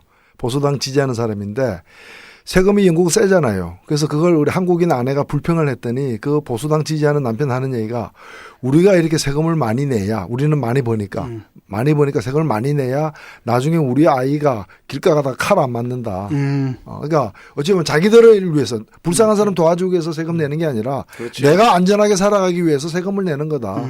많이 내는 게 당연하다. 이렇게 얘기했다는 얘기를 들었는데 이런 게 이제 제대로 된 보수의 그렇죠. 태도인 거죠. 빌 게이츠도 그렇게 얘기했잖아요. 상속세 깎아준다고 했더니 부시가 깎지 말라고 하면서 왜 그러냐 그랬더니 그래야 자본주의가 유지된다. 네, 그렇게 하고 자기는 어차피 기부할 건데 뭐. 예, 오늘 좀 다양한 얘기 나눠봤습니다. 책 소개를 좀 해드리겠습니다. 저희 전종환 박사님 쓰신 책이 오래된 연장통이고요. 사이언스 북스에서 나왔고요. 부제가 인간 본성의 진짜 얼굴을 만난다. 그래서 오래된 연장들이라는 것이고요. 이 책이 굉장히 많은 주제들을 다루고 있습니다. 수많은 주제들을 다루는데 뭐 셀 수 없이 많은 몇십 가지 주제인데 그 중에 우리가 이제 정치에 관련된 몇 가지 주제를 뽑아서 오늘 얘기를 좀 나눠봤습니다. 수고하셨고요. 오늘 즐거웠습니다.